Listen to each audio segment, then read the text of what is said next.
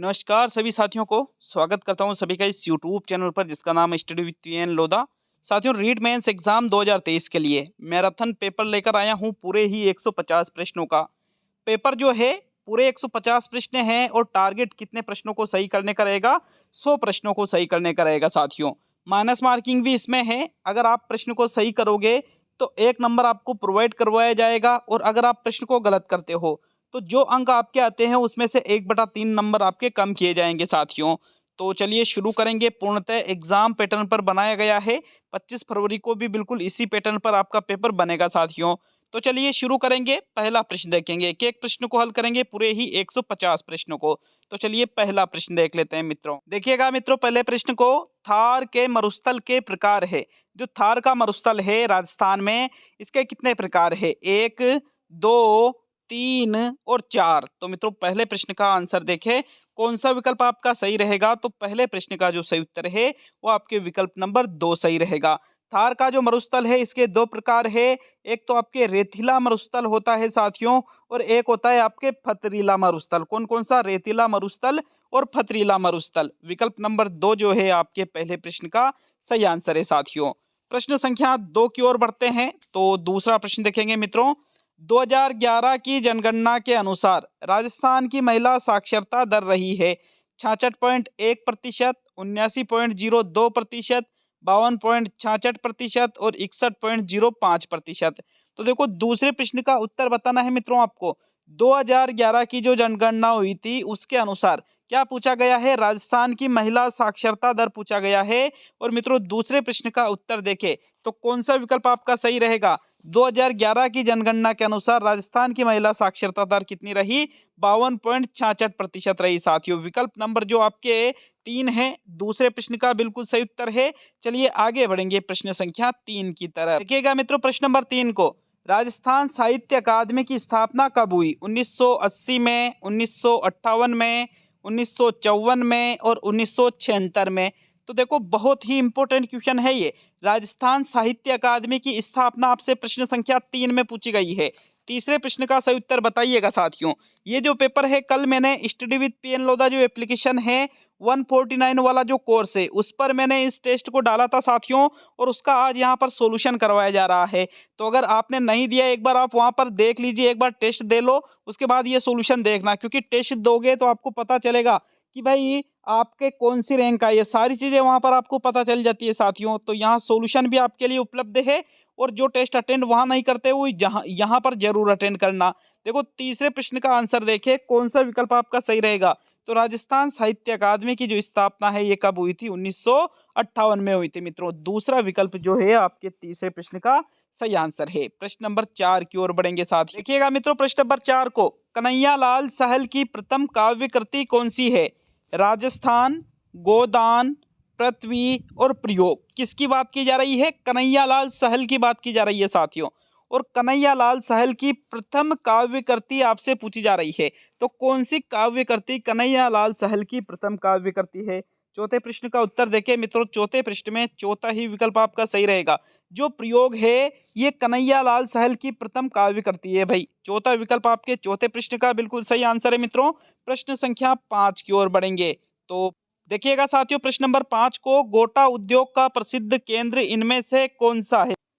विकल्प है आपके आकोला है, सांगानेर है, बगरू है और खंडेला है। तो मित्रों, गोटा उद्योग का प्रसिद्ध केंद्र प्रश्न संख्या 5 में आपसे पूछा गया है और 5वें प्रश्न का आंसर देखें तो खंडेला कहां पर पड़ता है? खंडेला आपके सीकर में पड़ता है साथियों। बिल्कुल यही गोटा उद्योग का प्रसिद्ध केंद्र है। विकल्प नंबर 4 आपके प्रश्न संख्या 5 का सही उत्तर है। प्रश्न संख्या 6 की ओर बढ़ेंगे साथियों। तो छठा प्रश्न देख लेंगे।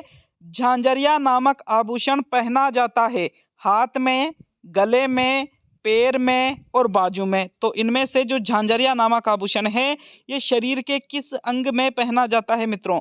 तो देखो, आपने एक गाना सुना होगा, झांझरिया झांझरिया उसकी छनक गई। ठीक है, इस प्रकार से एक गाना है। और झांझरिया कहाँ पर पहनते हैं साथियों?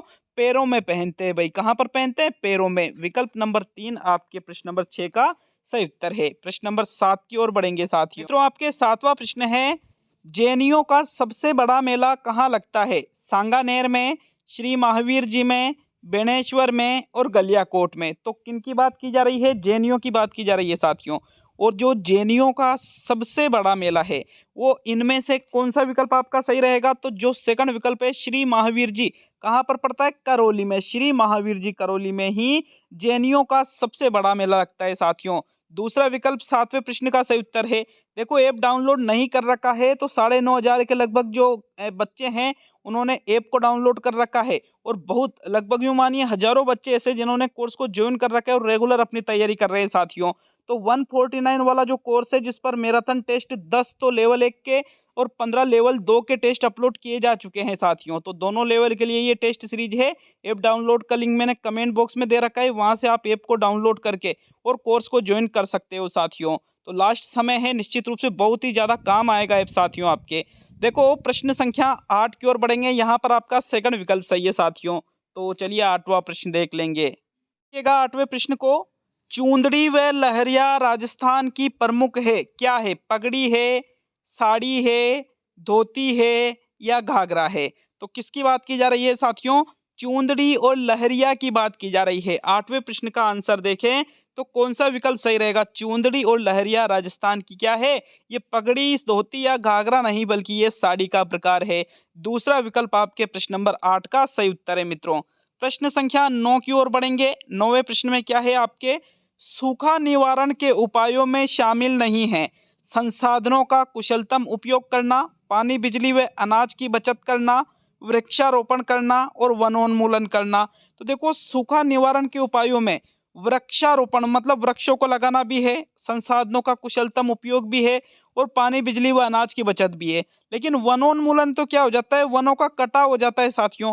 और वनों का कटाव करके हम सूखा निवारण तो नहीं कर सकते, इससे तो और ज्यादा सूखा फैलेगा।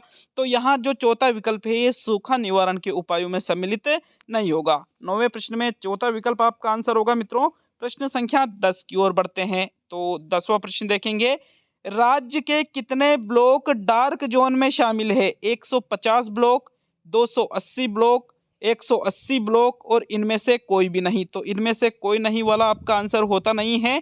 देखो राज्य के जितने ब्लॉक, डार्क जोन का मतलब ये हुआ जहां पानी की बहुत ज्यादा कमी है। तो 10वें प्रश्न का आंसर देखे साथियों, जो राजस्थान के 180 ब्लॉक, कितने ब्लॉक साथियों? 180 ब्लॉक है, इनको डार्क जोन में शामिल किया हुआ है। थर्ड विकल्प आपके 10वें प्रश्न का सही उत्तर होगा साथियों। 11वां प्रश्न देखते हैं। प्रश्न नंबर 11 क्या है आपके? नगरीय स्थानीय शासन संस्थाओं को कब संवैधानिक दर्जा प्राप्त हुआ? 1991 में, 1992 में, 1993 में और 1994 में। तो किसकी बात की जा रही है? नगरीय स्थानीय शासन संस्थाओं की बात की जा रही है। इनको कब संवैधानिक दर्जा प्राप्त हुआ था? 11वें प्रश्न में उत्तर देखें तो मित्रों इनको 1993 में। कब इनको संवैधानिक दर्जा प्राप्त हुआ था नगरीय स्थानीय शासन संस्थाओं को? 1993 में। थर्ड विकल्प जो है 11वें प्रश्न का सही उत्तर है साथियों। प्रश्न संख्या 12 की ओर बढ़ेंगे। तो 12वां प्रश्न देखेंगे। राजस्थान में कितनी नगर परिषदें हैं? 9 है, 5 है, 13 है और 7 है। 12वें प्रश्न का उत्तर बताओ भाई। राजस्थान में नगर परिषदों की संख्या आपसे प्रश्न नंबर 12 में पूछी गई है। और मित्रों 12वें प्रश्न का उत्तर क्या रहेगा? राजस्थान में कितनी नगर परिषद हैं? 13 नगर परिषद हैं भाई। थर्ड विकल्प 12वें प्रश्न का सही उत्तर है। देखो अगर कोई प्रश्न बिल्कुल भी आपको समझ नहीं आता है, उस प्रश्न के बारे में आपको कुछ पता नहीं है, तो उस प्रश्न को आपको छोड़ देना है। क्योंकि 150 में से यूं मान के चलो अपना टारगेट रहेगा 120 से 130 प्रश्नों को अटेंड करने का। आप 125 के आसपास प्रश्नों को अटेंड कर सकते हो, 120-25 के आसपास, 130 लास्ट है साथियों। क्योंकि 15-20 प्रश्न तो ऐसे होते हैं, 10 प्रश्न तो ऐसे होते हैं जो एकदम नए होते हैं और 10-20 प्रश्नों में डाउट रहता है। ज्यादा डाउट रहे तो उनको छोड़ दिया करो। थोड़ा बहुत कंफ्यूजन हो तो वो चल सकता है, बट थोड़ा भी अगर ऐसा लगे कि यार ज्यादा डाउट है फिर नहीं करना है उसको, ठीक है ना? तो ये आपको बिल्कुल ध्यान में रखना है साथियों। 13वें प्रश्न की ओर बढ़ते हैं। आपके प्रश्न नंबर 13। टेलीमेडिसिन योजना का उद्घाटन किस जिले में किया गया? भीलवाड़ा, झालावाड़, बांसवाड़ा और उदयपुर। तो टेलीमेडिसिन योजना की बात की जा रही है। इस योजना का उद्घाटन जिस जिले से किया गया साथियों वो कौन सा जिला है? झालावाड़ जिला है भाई। सेकंड विकल्प जो है आपके 13वें प्रश्न का सही उत्तर है। प्रश्न संख्या 14 की ओर बढ़ेंगे मित्रों। 14वां प्रश्न क्या है आपके? भगत आंदोलन किस क्षेत्र में हुआ था? डूंगरपुर बांसवाड़ा में, सिरोही पाली में, भीलवाड़ा शाहपुरा में और अजमेर नागौर में। तो इनमें से जहां पर भगत आंदोलन हुआ था वो जगह आपको प्रश्न संख्या 14 में बताना है। मित्रों 14वें प्रश्न का आंसर देख लेते हैं। भगत आंदोलन का संबंध कहाँ से है? डूंगरपुर बांसवाड़ा से है साथियों। कहाँ से? डूंगरपुर और बांसवाड़ा से। विकल्प एक आपके 14वें प्रश्न का सही उत्तर है। प्रश्न संख्या 15 की ओर बढ़ेंगे मित्रों। 15वां प्रश्न देखेंगे। प्रश्न नंबर 15 में क्या है? 15वीं और 30वीं बंगाल नेटिव इन्फेंट्री का संबंध किस किस से है? किस किस से, क्या किस से है ना? आउवा से, जयपुर से, नसीराबाद से और कोटा से। तो 15वें प्रश्न का उत्तर बताइए। प्रश्न संख्या 15 में कौन सा विकल्प सही रहेगा? देखो किसकी बात की जा रही है? 15वीं और 30वीं जो बंगाल नेटिव इन्फेंट्री है इसकी बात की जा रही है और इसका जो संबंध है वो नसीराबाद से साथियों, नसीराबाद छावनी। ठीक है, तीसरा विकल्प जो है आपके प्रश्न संख्या 15 का सही उत्तर होगा। यहीं पर 1857 की क्रांति की शुरुआत हुई थी राजस्थान में 28 मई 1857 को। कहाँ से? नसीराबाद से मित्रों। तो थर्ड विकल्प ही 15वें में सही है। प्रश्न 16 की ओर बढ़ेंगे। 16वां प्रश्न देखेंगे मित्रों। इनमें से असंगत है, असंगत मतलब जो गलत है उसका चुनाव आपको 16वें प्रश्न में करना है। किलों का सिरमौर, चित्तौड़, बख्तरबंद दुर्ग, कुंभलगढ़, गागरोन, जलदुर्ग, लोहागढ़ दुर्ग, भरतपुर। तो मित्रों गागरोन जो है झालावाड़ जिले में स्थित दुर्ग है जो कि एक जल दुर्ग है। लोहागढ़ दुर्ग कहाँ पर स्थित है? भरतपुर में। और किलो का सिरमौर किसको कहा जाता है? चित्तौड़गढ़ को। ये तीनों ही संगत है लेकिन दूसरा विकल्प कह रहा है कि बख्तरबंद दुर्ग ये कुंभलगढ़ नहीं है आपके। दूसरा विकल्प आपके असंगत है, अतः 16वें प्रश्न में दूसरा विकल्प आपका आंसर होगा। 17वां प्रश्न देख लेंगे साथियों। प्रश्न नंबर 17 क्या है? ढाई साकों के लिए कौन सा दुर्ग प्रसिद्ध है? हनुमानगढ़, जैसलमेर, चित्तौड़ और रणथंभौर। तो किसकी बात की जा रही है? ढाई साकों की बात की जा रही है साथियों। ढाई साकों के लिए इनमें से जो दुर्ग प्रसिद्ध है, मतलब जिस दुर्ग में ढाई साके मतलब दो तो केसरिया प्लस जौहर और एक में या तो केसरिया नहीं हुआ हुआ या जौहर नहीं हुआ हुआ। ठीक है, वो ढाई साके। तो ढाई साकों के लिए इनमें से जो दुर्ग प्रसिद्ध है उस दुर्ग का चयन आपको 17वें प्रश्न में करना है। और मित्रों 17वें प्रश्न का आंसर आपके दूसरा विकल्प रहेगा। जो जैसलमेर है ये ढाई साकों के लिए प्रसिद्ध दुर्ग है साथियों। विकल्प 2 सही रहेगा 17वें प्रश्न का। 18वां प्रश्न देख लेंगे साथियों। तो 18वां प्रश्न देखते हैं। सेठ लालचंद गोयनका की हवेली कहाँ स्थित है? डूनलोड, मुकुंदगढ़, चिड़ावा और महनसर। तो इनमें से सेठ लालचंद गोयनका की हवेली आपसे 18वें प्रश्न में पूछी गई है साथियों। 18वें प्रश्न में आंसर देखें तो कौन सा विकल्प सही रहेगा? पहला विकल्प जो है डूनलोड, बिल्कुल यहीं पर सेठ लालचंद गोयनका की हवेली स्थित है साथियों। पहला विकल्प 18वें प्रश्न का सही उत्तर है। 19वें प्रश्न की ओर बढ़ेंगे मित्रों। आपके प्रश्न संख्या 19। राज्य में होटल नीति कब घोषित की गई थी? 2001 में, 2004 में, 2006 में और 2008 में।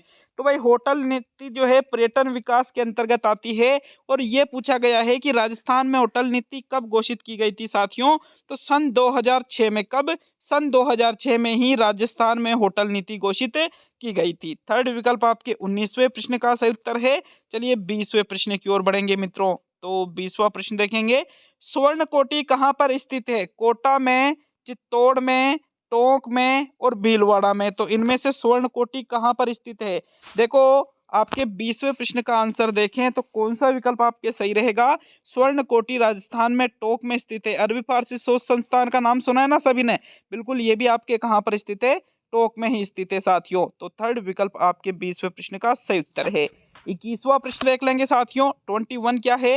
राजस्थान की कौन सी पंचवर्षीय योजना हेरोड डोमर मॉडल पर आधारित थी? प्रथम पंचवर्षीय योजना, द्वितीय पंचवर्षीय योजना, तृतीय पंचवर्षीय योजना और चतुर्थ पंचवर्षीय योजना। तो राजस्थान की जो पंचवर्षीय योजना हेरोड डोमर मॉडल पर आधारित थी वो कौन सी योजना थी? प्रथम पंचवर्षीय योजना थी साथियों वो। 21वें प्रश्न में आपके पहला विकल्प बिल्कुल सही उत्तर है।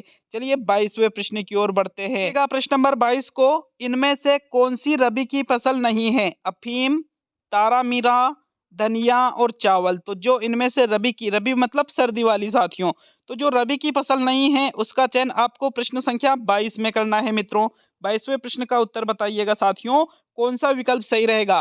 तो भाई अफीम जो है ये भी रबी की फसल है, तारामीरा भी रबी की फसल है और धनिया भी रबी की फसल है। लेकिन चावल साथियों रबी की फसल नहीं है, बल्कि चावल तो कैसी फसल है?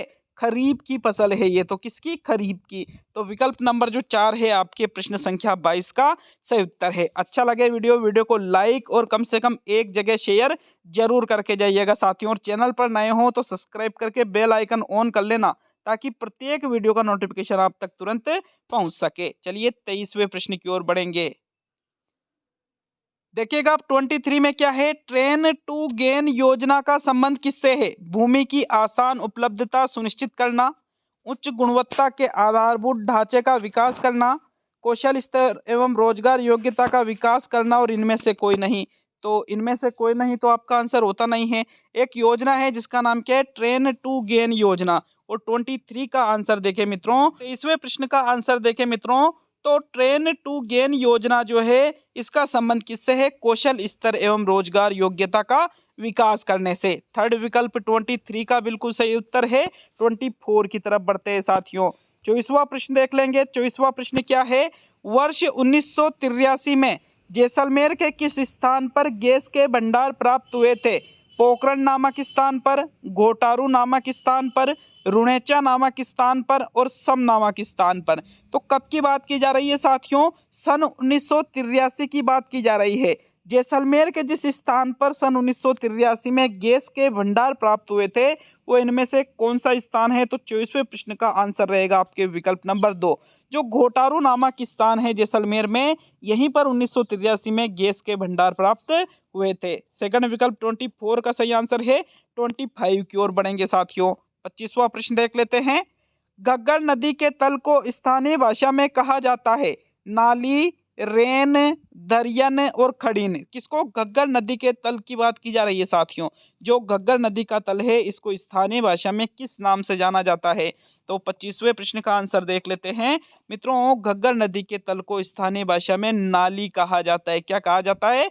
नाली कहा जाता है। विकल्प नंबर 1 आपके 25वें प्रश्न का सही उत्तर है। नेक्स्ट 26 की ओर बढ़ते हैं साथियों।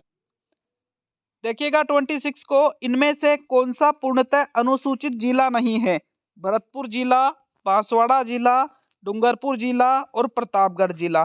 तो इनमें से जो जिला पूर्णतः अनुसूचित जाति का जिला नहीं है, उस जिले का चयन आपको 26 में करना है। मित्रों 26वें प्रश्न का आंसर देखें तो बांसवाड़ा, डूंगरपुर और प्रतापगढ़ को पूर्णतः अनुसूचित जाति वाला जो जिला है वो घोषित कर रखा है, लेकिन भरतपुर को इसके अंतर्गत नहीं रख रखा है साथियों। अतः 26 में आपके विकल्प नंबर 1 बिल्कुल सही उत्तर है। आगे बढ़ते हैं साथियों 27 की तरफ। देखिएगा 27 है आपके, इनमें से किस मृदा में पोटाश व कैल्शियम पर्याप्त मात्रा में होता है? मध्यम काली मिट्टी में, रेतीली मिट्टी में, पर्वतीय मिट्टी में, और इनमें से कोई भी नहीं। तो इनमें से कोई नहीं को आप यहाँ से हटा सकते हो। 3 विकल्प आपके सामने बच रहे हैं।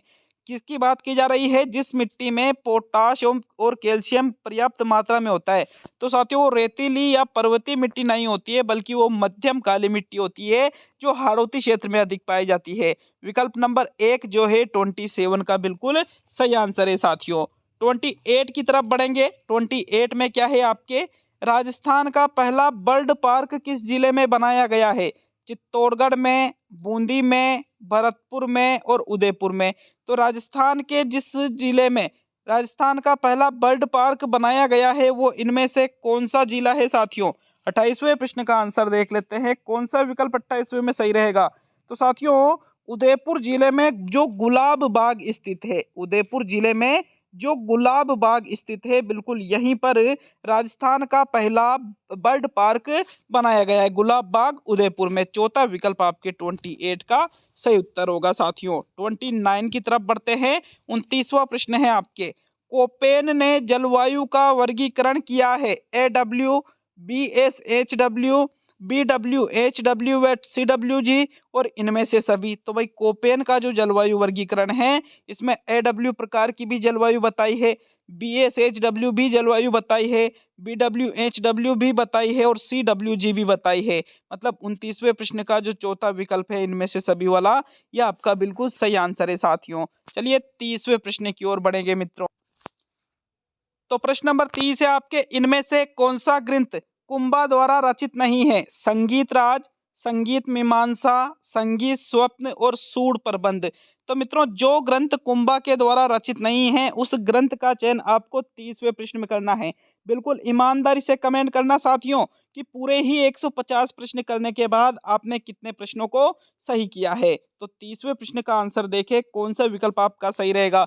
देखो सूर प्रबंध, संगीत मीमांसा और संगीत राज तीनों ही कुंभा के ग्रंथ है, लेकिन संगीत स्वप्न जो है ये कुंभा के ग्रंथ में नहीं आता है। विकल्प नंबर 3 आपके प्रश्न नंबर 30 का सही उत्तर है। चलिए 31वें क्वेश्चन को देख लेते हैं साथियों। प्रश्न नंबर 31 है आपके, छत्रपति शिवाजी को पुरंदर की संधि 1665 करने हेतु विवश करने वाला शासक था।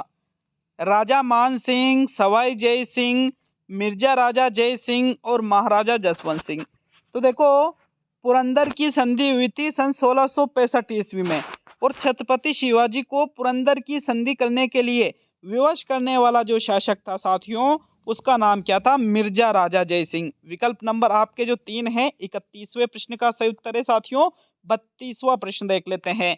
32 में क्या है आपके, दो मुंह का चूल्हा व बहुत प्रकार के बर्तनों का सात सिलबट्टा व पेन निम्न में से किस स्थान पर खुदाई में मिले हैं। बर्तनों का और सात नहीं सात है ये ना, किस खुदाई में मिले हैं, बागोर में, गणेश्वर में, आहड़ में और कालीबंगा में।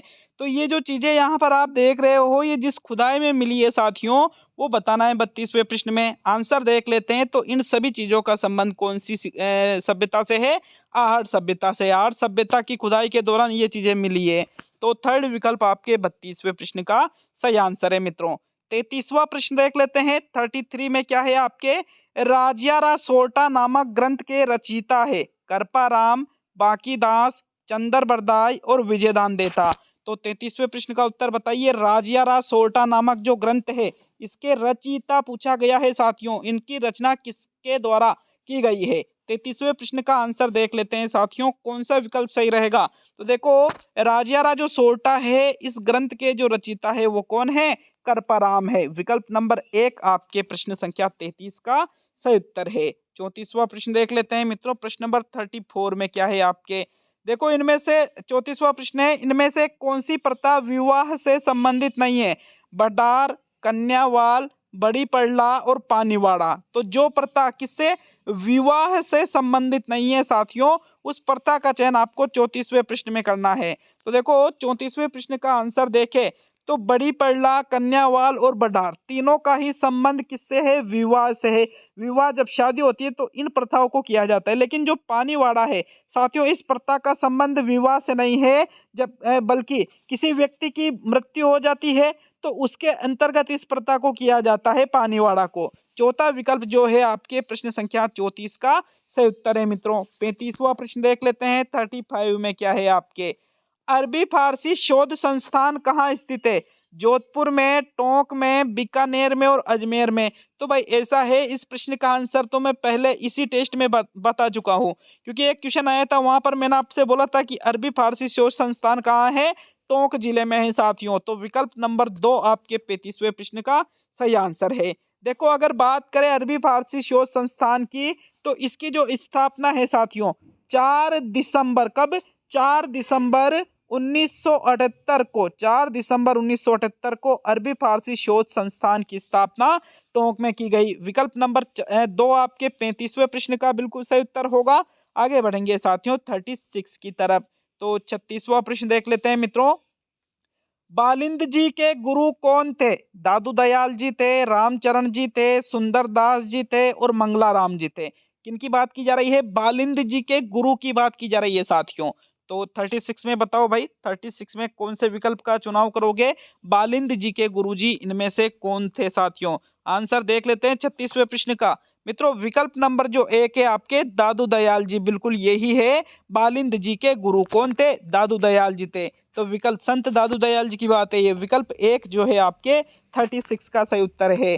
37 की ओर बढ़ेंगे मित्रों। सभी को बता दूं अगर आपके प्रश्न कम सही होते हैं 150 में से कि भाई यार 100 नहीं हुए, मेरे तो 95 हुए, मेरे 90 हुए, मेरे 85, मेरे 80, 75, 70, तो भाई ऐसा है 75 से तो अधिक होना चाहिए यार, 75 से कम तो फिर वो तो गलत बात है। 75 से तो अधिक होना चाहिए, अगर 75 से कम होता है तो कहीं ना कहीं आपकी जो तैयारी है वो साथियों उसको सुधारने की आपको जरूरत है। 80 प्लस होते हैं तो तैयारी सुधरी हुई है, बस उसको आपको रोटेशन बना करके अच्छे से मैनेजमेंट करने की जरूरत है। और 90 प्लस या 100 प्लस होते हैं तो बिल्कुल तैयारी चलने दीजिए, ऐसी ही तैयारी चलने दीजिए अच्छे से, एग्जाम तक बिल्कुल रुकना नहीं है साथियों, बिल्कुल भी। एग्जाम के अब क्या, आज आपके यूं मानो 1 महीना बचा है, 1 ही महीने की बात है साथियों सारी। 37वां प्रश्न देख लेते हैं, भारत छोड़ो आंदोलन के संचालन हेतु आजाद मोर्चा का गठन कहाँ हुआ था? उदयपुर में, बीकानेर में, जोधपुर में और जयपुर में। तो 37 का आंसर देख लेते हैं मित्रों। 37वें प्रश्न का कौन सा विकल्प सही रहेगा? भारत छोड़ो आंदोलन के संचालन के लिए आजाद मोर्चा का गठन कहाँ किया गया था? जयपुर में किया गया था। कहाँ पर? जयपुर में किया गया था साथियों। 37वें प्रश्न में चौथा विकल्प आपका सही रहेगा मित्रों। प्रश्न संख्या 38 की ओर बढ़ते हैं। तो 38 में क्या है देख लेते हैं। राजस्थान के एकीकरण के तहत सबसे अंतिम समय में सम्मिलित होने वाला क्षेत्र था सिरोही, जैसलमेर, उदयपुर और अजमेर मेरवाड़ा। देखो राजस्थान का एकीकरण पूर्ण कब हुआ था? 1 नवंबर 1956 को पूर्ण हुआ था। और अगर बात करें अंतिम समय में सम्मिलित होने वाला जो क्षेत्र था तो वो सिरोही, जैसलमेर या उदयपुर नहीं था, अजमेर मेरवाड़ा था साथियों। विकल्प नंबर 4 आपके 38 का भी सही उत्तर है मित्रों। 39 की ओर बढ़ेंगे। 39 में क्या है आपके देखते हैं। देखो 39वें प्रश्न को, किशनगढ़ चित्रकला के संरक्षक सावंत सिंह की मृत्यु कहाँ हुई थी? किशनगढ़ में, आगरा में, जोधपुर में और वृंदावन में। तो मृत्यु की बात की गई है किसकी? सावंत सिंह की, जो कि किशनगढ़ चित्रकला का संरक्षक कहा जाता था साथियों। अगर बात करें सावंत सिंह की मृत्यु की तो इनकी मृत्यु हुई थी वृंदावन में। कहाँ हुई थी मित्रों? वृंदावन में इनकी मृत्यु हुई थी। किसकी? सावंत सिंह की। विकल्प नंबर 4 आपके 39 का सही उत्तर है। 40वें प्रश्न को देख लेते हैं साथियों। 40वां प्रश्न है आपके, इनमें से असंगत है, असंगत मतलब गलत का चयन आपको करना है। ढोल नृत्य जालोर, बम नृत्य अलवर भरतपुर, राय नृत्य चित्तौड़ और इनमें से कोई नहीं। तो कोई नहीं को तो आप यहाँ से हटा दीजिए। देखो ढोल नृत्य कहाँ किया जाता है? जालोर में किया जाता है। बम नृत्य कहाँ किया जाता है? अलवर भरतपुर में। लेकिन जो राय नृत्य है ये गलत दे रखा है साथियों, क्योंकि राय नृत्य चित्तौड़ में नहीं किया जाता है, बल्कि राय नृत्य कहाँ किया जाता है? डूंगरपुर बांसवाड़ा में किया जाता है मित्रों। कहां पर? डूंगरपुर बांसवाड़ा में किया जाता है, न कि चित्तौड़ में। तो तीसरा विकल्प जो है आपके प्रश्न नंबर 40 का सही आंसर है। चलिए अगले प्रश्न की ओर बढ़ेंगे मित्रों। 41वां प्रश्न है आपके, राजस्थान में स्कल्पचर पार्क निम्न में से किस पैलेस में है? जल महल पैलेस में, उम्मेद भवन पैलेस में, सरिस्का पैलेस में और माधवेंद्र पैलेस में। तो स्कल्पचर पार्क की बात की जा रही है साथियों। राजस्थान में जिस पैलेस में स्कल्पचर पार्क स्थित है वो इनमें से कौन सा पैलेस है? 41वें प्रश्न का आंसर देखें तो जो माधवेंद्र पैलेस है साथियों, नाहरगढ़ दुर्ग में, बिल्कुल यहीं पर स्कल्पचर पार्क भी स्थित है। तो चौथा विकल्प आपके 41वें प्रश्न का सही आंसर है। चलिए प्रश्न संख्या 42 की ओर बढ़ेंगे साथियों। 42वां प्रश्न है आपके, दक्षिणी पूर्वी राजस्थान की बोली है रागड़ी, मालवी, सोडवाड़ी और इनमें से कोई नहीं। तो कोई नहीं को तो आप हटा दीजिए। देखिए दक्षिणी पूर्वी राजस्थान की बात की जा रही है, मतलब हाड़ौती क्षेत्र की बात की जा रही है साथियों। और दक्षिणी पूर्वी राजस्थान में मुख्य रूप से कौन सी बोली बोली जाती है साथियों? मालवी बोली जाती है भाई। कौन सी? मालवी बोली बोली जाती है। तो दूसरा विकल्प जो है आपके प्रश्न नंबर 42 का सही उत्तर होगा मित्रों। चलिए 43वां प्रश्न देख लेते हैं। 43वां प्रश्न है आपके, निम्न में से सुमेलित नहीं है। जो सुमेलित नहीं है उसका चयन आपको प्रश्न 43 में करना है। शेर सिरोही, जरगा उदयपुर, कुंभलगढ़ राजसमंद, रघुनाथगढ़ अलवर। तो साथियों ये चोटियों के नाम हैं। अब आपको एक तरफ चोटियों के नाम और एक तरफ ये जिलों के नाम दे रखे कि कौन सी चोटी कहाँ पर स्थित है, ठीक है। अब जो इनमें से आपको सुमेलित नहीं लगता है उसका चयन आपको 43 में करना है मित्रों। 43वें प्रश्न का आंसर देखें तो कौन सा विकल्प आपका सही रहेगा? विकल्प नंबर 4 सही रहेगा। रघुनाथगढ़ जो है ये अलवर में नहीं है, बल्कि रघुनाथगढ़ कहाँ पर स्थित है? सीकर में स्थित है। कौन से जिले में? सीकर में। बाकी ये तीनों ही सत्य है साथियों। तो 43वें प्रश्न का चौथा विकल्प आपका बिल्कुल सही उत्तर है मित्रों। 44वें प्रश्न की तरफ बढ़ते हैं। 44वां प्रश्न है, माही नदी पर इनमें से कौन सा बांध है? माही बजाज सागर बांध, कागदी पिकअप बांध, कडाना डैम और इनमें से सभी। तो कौन सी नदी की बात की जा रही है? साथियों यहाँ पर माही नदी की बात की जा रही है और बात करें माही नदी पर कौन से बांध हैं, तो मित्रों 44वें प्रश्न में माही बजाज सागर बांध भी, कागदी पिकअप बांध भी और कडाना डैम भी, तीनों ही ये माही नदी पर स्थित है। मतलब इनमें से सभी वाला जो चौथा विकल्प है आपके 44 का सही उत्तर होगा साथियों। 45 की तरफ 45वां प्रश्न क्या है, इनमें से सुमेलित नहीं है कतौड़ी राजसमंद, डामोर डूंगरपुर, भील बांसवाड़ा और गरासिया सिरोही। तो इनमें से जो आपको सुमेलित नहीं लगा कि उसका चयन आपको 45वें प्रश्न में करना है। देखो कतौड़ी ये जनजाति डामोर भी है, भील भी है और गरासिया भी है। तो इनमें से जो आपको सुमेलित नहीं लगता है उसका चयन करिएगा। 45वें प्रश्न का आंसर देख लेते हैं साथियों। भील जनजाति बांसवाड़ा में काफी प्रमुख रूप से पाई जाती है। डामोर जनजाति डूंगरपुर में काफी प्रमुख रूप से है। गरासिया सिरोही में है। लेकिन यहाँ ये कतौड़ी दे रखा है ना राजसमंद, ये गलत है साथियों, क्योंकि कथोड़ी जनजाति जो है ये राजसमंद में नहीं बल्कि मुख्य रूप से कहां पर पाई जाती है, उदयपुर में पाई जाती है। कौन से जिले में, उदयपुर जिले में। तो विकल्प नंबर जो 1 है आपके प्रश्न संख्या 45 का सही आंसर है साथियों। 46वें प्रश्न को देख लेते हैं। देखिएगा साथियों 46 में क्या है, कर्नल जेम्स टोड ने निम्न में से किस युद्ध को मेवाड़ के इतिहास का मैराथन कहा है? हल्दी घाटी के युद्ध को, कुंभलगढ़ के युद्ध को, दिवेर के युद्ध को और गोगुंदा के युद्ध को। तो इनमें से जिस युद्ध को कर्नल जेम्स टोड ने क्या कहा है, मेवाड़ के इतिहास का मैराथन। साथियों वो इनमें से कौन सा युद्ध है, इनमें से वो है भाई आपके दिवेर का युद्ध। विकल्प नंबर 3 आपके 46 का सही उत्तर है साथियों। 47 को देख लेते हैं। 47वां प्रश्न, जयपुर शहर का नक्शा किस वास्तुविद की देखरेख में तैयार किया गया था? मांडन की देखरेख में, पंडित विद्याधर की देखरेख में, भंडारिक की देखरेख में और बख्शी की देखरेख में। तो 47वें प्रश्न का उत्तर बताइए साथियों। 47 में कौन से विकल्प का चुनाव करोगे? देखो जयपुर शहर का जो नक्शा है ये जिस वास्तुविद की देखरेख में तैयार किया गया था उनका नाम क्या है, पंडित विद्याधर। इनकी देखरेख में ही जयपुर शहर का नक्शा जो है तैयार किया गया था। सेकंड विकल्प 47 का सही उत्तर है मित्रों। 48 की तरफ बढ़ते हैं। तो 48वां प्रश्न देखेंगे। सन 1837 ईस्वी में बीजक पहाड़ी बेराट स्थित अशोक के शिलालेख को किसने खोजा था? कैप्टन बर्ट ने, कर्नल जेम्स टोड ने, कैप्टन हॉकिंस ने और आरसी अग्रवाल ने। 48वें प्रश्न का उत्तर बताइए साथियों। कौन से विकल्प का चुनाव करोगे प्रश्न नंबर 48 में?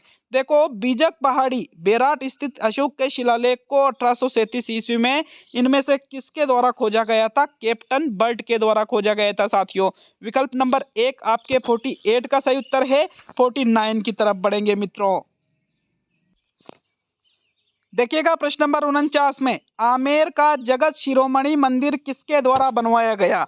राणा सांगा के द्वारा, उदय सिंह के द्वारा, भगवंत दास के द्वारा और रानी कनकवती के द्वारा। तो किसकी बात की जा रही है? आमेर का, जयपुर में साथियों जगत शिरोमणि मंदिर।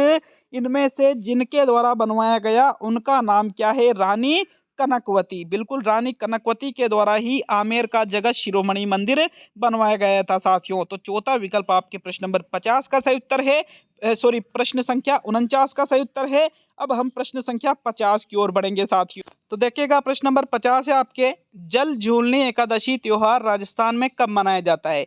आश्विन शुक्ल एकादशी को, कार्तिक शुक्ल एकादशी को, भाद्रपद शुक्ल एकादशी को और श्रावण शुक्ल एकादशी को। किसकी बात की जा रही है? जल झूलनी एकादशी की बात की जा रही है। प्रश्न संख्या 50 का आंसर देखे साथियों। तो जो जल झूलनी एकादशी या जल झूलनी जो 11 से राजस्थान में शुक्ल एकादशी को तो मनाई जाती है, लेकिन कौन से महीने में मनाई जाती है साथियों? भाद्रपद शुक्ल एकादशी को मनाई जाती है। विकल्प नंबर जो आपके 3 है प्रश्न नंबर 50 का सही उत्तर है मित्रों। 51वें प्रश्न की ओर बढ़ेंगे। 51 में क्या है देख लेते हैं आपके प्रश्न नंबर 51। इनमें से कौन सा जिला राजस्थान उच्च न्यायालय की जयपुर पीठ के अधिकार क्षेत्र में नहीं है? बूंदी जिला, टोंक जिला, झालावाड़ जिला और चित्तौड़गढ़ जिला। देखो जो जिला राजस्थान उच्च न्यायालय की जो जयपुर पीठ है इसके अधिकार क्षेत्र में नहीं आता है तो भाई बूंदी भी है, बूंदी भी इसके अधिकार क्षेत्र में है, टोंक भी इसके अधिकार क्षेत्र में है और झालावाड़ भी इसके अधिकार क्षेत्र में है। लेकिन चित्तौड़गढ़ जो है ये जयपुर पीठ के अधिकार में नहीं आता है साथियों। चौथा विकल्प आपके 51 का सही आंसर है। 52 की तरफ बढ़ते हैं साथियों। 52वें प्रश्न में क्या है देख लेते हैं। राजस्थान में प्रशासनिक दृष्टि से इनमें से सबसे छोटी इकाई कौन सी है? संभाग, तहसील, पंचायत समिति और जिला। तो भाई देखो संभाग और जिला तो हम हटा सकते हैं क्योंकि ये सबसे छोटी इकाइयों में नहीं आएंगे। दो विकल्प आपके सामने है, तहसील या पंचायत समिति। तो 52वें प्रश्न का आंसर देखें मित्रों, विकल्प नंबर जो 2 है आपके तहसील, बिल्कुल प्रशासनिक दृष्टि से पूछा गया है साथियों, ये सबसे छोटी इकाई है। सेकंड विकल्प 52वें प्रश्न का सही उत्तर है। प्रश्न संख्या 53 की ओर बढ़ेंगे साथियों। देखिएगा 53 को, राजस्थान के निम्न मुख्यमंत्रियों में से कौन मुख्यमंत्री नियुक्त होते समय राजस्थान विधानसभा सदस्य नहीं थे? टीकाराम पालीवाल, जगन्नाथ पहाड़िया, वसुंधरा राजे और बरकतुल्ला खान। 1952, 80, 2003 और 1971। साथियों 53वें प्रश्न का उत्तर बताइएगा। प्रश्न संख्या 53 में कौन सा विकल्प सही रहेगा? तो देखो राजस्थान का वह मुख्यमंत्री जो मुख्यमंत्री नियुक्त होते समय राजस्थान विधानसभा सदस्य नहीं थे, उनका नाम क्या है? जगन्नाथ पहाड़िया। विकल्प नंबर जो 2 है आपके प्रश्न नंबर 53 का सही उत्तर है साथियों। तो चलिए आगे बढ़ते हैं प्रश्न नंबर 54 की तरफ। देखिएगा 54 है आपके, गोडावण को राजस्थान का राजकीय पक्षी किस वर्ष घोषित किया गया? 1981 में, 1991 में, 1983 में और 1978 में। तो किसकी बात की जा रही है साथियों? गोडावण की बात की जा रही है। गोडावण को और साथ में चिंकारा को। भाई चिंकारा क्या है? राजस्थान का राज्य पशु है साथियों। इन दोनों को ही जिस वर्ष राजकीय पक्षी और राजकीय पशु घोषित किया गया था वो कौन सा वर्ष है? 1981 में। जबकि साथियों जो राजस्थान का राज्य वृक्ष है खेजड़ी, इसको 1983 में राजकीय वृक्ष घोषित किया था। तो विकल्प नंबर 1 आपके 54 का सही उत्तर है। 55 की तरफ बढ़ेंगे साथियों। 55वां प्रश्न क्या है? अमृत मिशन योजना का संबंध किससे है? शहरी विकास से, ग्रामीण विकास से, मरु विकास से या बिजली सुधार से? तो किसकी बात है? अमृत मिशन योजना की बात है। और अमृत मिशन योजना का संबंध इनमें से किससे है मित्रों? 55वें प्रश्न का आंसर देखें तो कौन सा विकल्प सही रहेगा? भाई आपके जो पहला विकल्प है शहरी विकास, ये बिल्कुल आपका सही उत्तर है। अमृत मिशन योजना का संबंध किससे है? शहरी विकास से है। प्रश्न नंबर 55 में आपके पहला विकल्प सही रहेगा मित्रों। प्रश्न संख्या 56 की ओर बढ़ते हैं। 56 क्या है आपके? राजीव गांधी ग्रामीण ओलंपिक में कुल कितने खेल शामिल किए गए थे? 4 खेल, 5 खेल, 6 खेल और 7 खेल। तो कौन सी बात की जाए? देखो राजीव गांधी ग्रामीण ओलंपिक या राजीव गांधी शहरी ओलंपिक, इनमें से एक क्वेश्चन 101% गारंटी देता हूँ आपके एग्जाम में या तो लेवल 1 में आ जाए या लेवल 2 में आ जाए, लेकिन 100% आना है इनमें से। राजीव गांधी या तो ग्रामीण ओलंपिक में से आएगा या शहरी ओलंपिक में से आएगा, क्योंकि हर भर्ती में यहाँ से प्रश्न पूछा गया है साथियों इस आयोजन के बाद में। तो देखो 56 का आंसर देखे, 56 में कौन सा विकल्प सही रहेगा? राजीव गांधी ग्रामीण ओलंपिक में कुल 6 खेलों को शामिल किया गया था। तीसरा विकल्प जो आपके प्रश्न नंबर 56 का सही उत्तर है। 57 की ओर बढ़ेंगे साथियों। राजस्थान स्टेट केमिकल वर्क्स उद्योग कहाँ है? लूणकरणसर में, सांबर में, पंचपदरा में और डिडवाना में। किसकी बात की जा रही है? राजस्थान स्टेट केमिकल वर्क्स की बात की जा रही है। और मित्रों राजस्थान स्टेट केमिकल वर्क्स इनमें से कौन से जिले में स्थित है? तो 57 का आंसर देख लेते हैं। 57वें पृष्ठ में बिल्कुल डिडवाना नागौर में ये स्थित है साथियों। चौथा विकल्प आपके 57 का सही उत्तर है। 58 की तरफ बढ़ते हैं मित्रों। 58वां प्रश्न, इनमें से किस स्थान पर इतिहास प्रसिद्ध हल्दी घाटी युद्ध के दौरान मुगल सम्राट अकबर ने डेरा जमाया था? बिजोलिया नामक स्थान पर, मांडलगढ़ पर, भानगढ़ या गोगुंदा? तो मित्रों जो इतिहास प्रसिद्ध युद्ध है कौन सा? हल्दी घाटी का युद्ध। महाराणा प्रताप वर्सेज अकबर की सेना के बीच में ये युद्ध हुआ था। और इस युद्ध में मुगल सम्राट अकबर ने जहां डेरा जमाया था साथियों वो कौन सी जगह है? तो 58वें प्रश्न में जो आपके मांडलगढ़ कहां पर? भीलवाड़ा में पड़ता है, बिल्कुल यहीं पर साथियों हल्दीघाटी युद्ध के दौरान मुगल सम्राट अकबर ने डेरा जमाया था। विकल्प नंबर आपके जो 2 है प्रश्न 58 का सही उत्तर है। 59 की ओर बढ़ेंगे साथियों। 59वां प्रश्न देखते हैं। राजस्थान का राज्य खेल है बास्केटबॉल, कबड्डी है, खो खो है या टेनिस बॉल क्रिकेट है? तो भाई राजस्थान का राज्य खेल पूछा गया है 59 में। मित्रों 59वें प्रश्न का आंसर देखें तो राजस्थान का राज्य खेल बास्केटबॉल है, जिसको 1948 में राजकीय खेल का दर्जा दिया गया था साथियों। पहला विकल्प आपके 59 का बिल्कुल सही उत्तर है। चलिए 60वें प्रश्न की ओर बढ़ेंगे। तो प्रश्न नंबर 60 में क्या है आपके? ग्रेट इंडियन बस्टर्ड किसे कहते हैं? कुरंजा को, साइबेरियन सारस को, गोडावण को और चिंकारा को। तो इनमें से जिसे ग्रेट इंडियन बस्टर्ड के नाम से जाना जाता है साथियों, वो कौन है? राजस्थान का राज्य पक्षी गोडावण है। बिल्कुल इसी को ग्रेट इंडियन बस्टर्ड, सोहन चिड़िया, शर्मिला पक्षी जैसे नामों से जाना जाता है साथियों। थर्ड विकल्प आपके प्रश्न नंबर 60 का सही उत्तर है। 61वें प्रश्न की ओर बढ़ेंगे। तो 61 में क्या है देख लेते हैं। आपके 61वां प्रश्न है, राष्ट्रीय मरु बागवानी अनुसंधान केंद्र राजस्थान के किस जिले में स्थित है? जयपुर जिले में, बीकानेर जिले में, जोधपुर जिले में और अजमेर जिले में। तो राष्ट्रीय मरु बागवानी अनुसंधान केंद्र की बात की जा रही है मित्रों। 61वें प्रश्न में आंसर देखें तो कौन सा विकल्प आपका सही रहेगा? बिल्कुल राष्ट्रीय मरु बागवानी अनुसंधान केंद्र राजस्थान के कौन से जिले में स्थित है? बीकानेर जिले में स्थित है। आपके सेकंड विकल्प 61वें प्रश्न का सही उत्तर है साथियों। प्रश्न संख्या 62 को देख लेते हैं। 62 में क्या है आपके, इनमें से कौन सा है सुमेलित है? प्रतापगढ़ कांटल, नगरी माध्यमिका, बीनमाल श्रीमाल और ओसिया सत्यपुर। तो मित्रों इनमें से जो आपको असुमेलित मतलब गलत लगे उसका चयन आपको प्रश्न संख्या 62 में करना है। 62वें प्रश्न का आंसर देख लेते हैं। देखिएगा, प्रतापगढ़ को कांटल कहा जाता था, नगरी माध्यमिका है, भीनमाल श्रीमाल कहा जाता, मतलब ये इनके पुराने नाम है साथियों। लेकिन ओसिया का प्राचीन नाम सत्यपुर नहीं है। विकल्प नंबर आपका जो 4 है प्रश्न नंबर 62 का सही उत्तर है। 63वें प्रश्न की ओर बढ़ेंगे साथियों। 63 में क्या है देख लेते हैं। राजस्थान की प्रथम महिला मुख्यमंत्री का निर्वाचन क्षेत्र है झालरापाटन, मनोहर थाना, खानपुर और धौलपुर। तो भाई देखो, आपको ये पता होना चाहिए कि राजस्थान की प्रथम महिला मुख्यमंत्री कौन है? वसुंधरा राजे। कौन है साथियों? वसुंधरा राजे।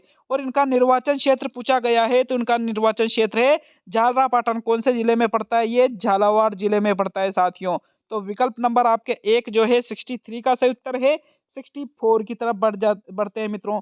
64वां प्रश्न क्या है देख लेंगे। प्रश्न नंबर 64 को, राजस्थान विधानसभा के पहले उपाध्यक्ष कौन थे? लाल सिंह शक्तावत, पूनम चंद बिश्नोई, नारायण सिंह मसूदा और निरंजन नाथ आचार्य। तो साथियों राजस्थान विधानसभा के पहले उपाध्यक्ष की बात की जा रही है। 64वें प्रश्न का आंसर देखें तो बिल्कुल यहाँ पर भी पहला ही विकल्प आपका सही रहेगा। लाल सिंह शक्तावत जो है ये राजस्थान विधानसभा के पहले उपाध्यक्ष बने थे। विकल्प 1 आपके 64वें प्रश्न का भी सही उत्तर है। प्रश्न संख्या 65 की ओर बढ़ते हैं साथियों। 65 को देखते हैं। बोहरा मुस्लिम संत अब्दुल रसूल की लोकप्रिय मजार कहाँ स्थित है? बांसवाड़ा में, बीकानेर में, जयपुर में और भीलवाड़ा में। किसकी बात की जा रही है? बोहरा मुस्लिम संत अब्दुल रसूल की बात की जा रही है साथियों। उनकी जो लोकप्रिय मजार है ये राजस्थान के कौन से जिले में स्थित है? तो बिल्कुल यहाँ पर भी आपका पहला ही विकल्प सही रहेगा साथियों। ये बांसवाड़ा जिले में स्थित है। प्रथम विकल्प 65 का सही उत्तर है। चलिए 66 की ओर बढ़ेंगे। तो 66वां प्रश्न देखेंगे। राजस्थान के किस जिले में कांच उद्योग स्थापित हुआ? धौलपुर जिले में, डूंगरपुर जिले में, सिरोही जिले में और चित्तौड़गढ़ जिले में। तो राजस्थान के जिस जिले में कांच उद्योग स्थापित हुआ वो कौन सा जिला है साथियों? धौलपुर जिले में ही कांच उद्योग की स्थापना की गई। यहाँ पर भी आपका पहला ही विकल्प सही है साथियों। 67 की तरफ बढ़ते हैं। सोरसन नामक स्थान प्रसिद्ध है गोडाउन पक्षी की शरण स्थली, सर्प उद्यान के लिए, साइबेरियन सारस के लिए और इनमें से सभी। तो सोरसन नामक स्थान जो है ये कहाँ पर पड़ता है? बारां जिले में।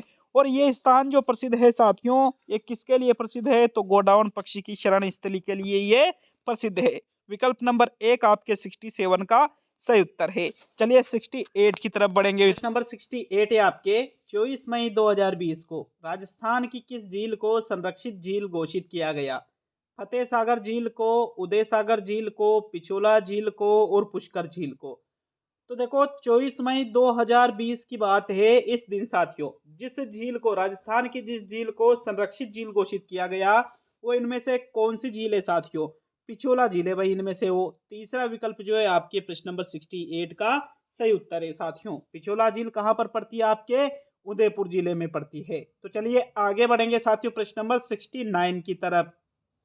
देखिएगा मित्रों, प्रश्न नंबर 69 है। राजस्थान का सबसे संगठित और प्राचीन उद्योग है सीमेंट उद्योग, चीनी उद्योग, सूती वस्त्र उद्योग और वनस्पति घी उद्योग।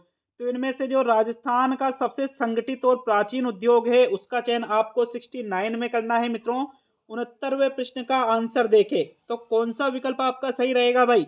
इसका जो तीसरा विकल्प है सूती वस्त्र उद्योग, ये बिल्कुल आपका सही उत्तर है। ये राजस्थान का सबसे प्राचीन और संगठित उद्योग है साथियों। तो थर्ड विकल्प आपके 69 में सही। तो साथियों यहाँ पर 69 में आपके थर्ड विकल्प बिल्कुल सही उत्तर है। प्रश्न नंबर 70 की ओर बढ़ेंगे मित्रों। 70वां प्रश्न है आपके, चाकसू की शीतला माता का मंदिर किसने बनवाया? मान सिंह ने, प्रताप सिंह ने, जय सिंह ने और माधो सिंह ने। देखो, चाकसू की जो शीतला माता का मंदिर है, इसका निर्माण इनमें से किसके द्वारा करवाया गया था साथियों? माधो सिंह के द्वारा। 70वें प्रश्न में आपके जो चौथा विकल्प है, यह आपका सही उत्तर होगा मित्रों। प्रश्न संख्या 71 की ओर बढ़ते हैं। तो 71 में क्या है देख लेते हैं। मुख्यमंत्री बीज स्वावलंबन योजना राजस्थान में 2018-19 के अंतर्गत निम्न में लागू की गई। अलवर, भरतपुर व गंगानगर जिले में, कोटा, भीलवाड़ा व उदयपुर जिले में, मध्यवर्ती अरावली पर्वतीय प्रदेश में और राज्य के 10 कृषि जलवायु क्षेत्र में। तो मित्रों 71 का सही उत्तर बताइए। 71 में कौन सा सही आपका रहेगा? तो देखो, एक योजना है जिसका नाम क्या है? मुख्यमंत्री बीज स्वावलंबन योजना। और कब की बात है? सन 2018-19 की पूछी गई है साथियों। इसके अंतर्गत ये योजना जिन जिलों में लागू की गई वो है मध्यवर्ती अरावली पर्वतीय प्रदेश के अंतर्गत। विकल्प नंबर 3 आपके 71 का सही उत्तर है साथियों। 72 की ओर बढ़ेंगे। देखिएगा प्रश्न नंबर 72 को। उदय योजना का उद्देश्य बायो ईंधन का विकास करना, विद्युत वितरण कंपनियों को वित्तीय स्थिरता प्रदान करना, सौर ऊर्जा का विकास करना और पवन ऊर्जा का विकास करना। मित्रों, उदय योजना का उद्देश्य 72 में पूछा गया है।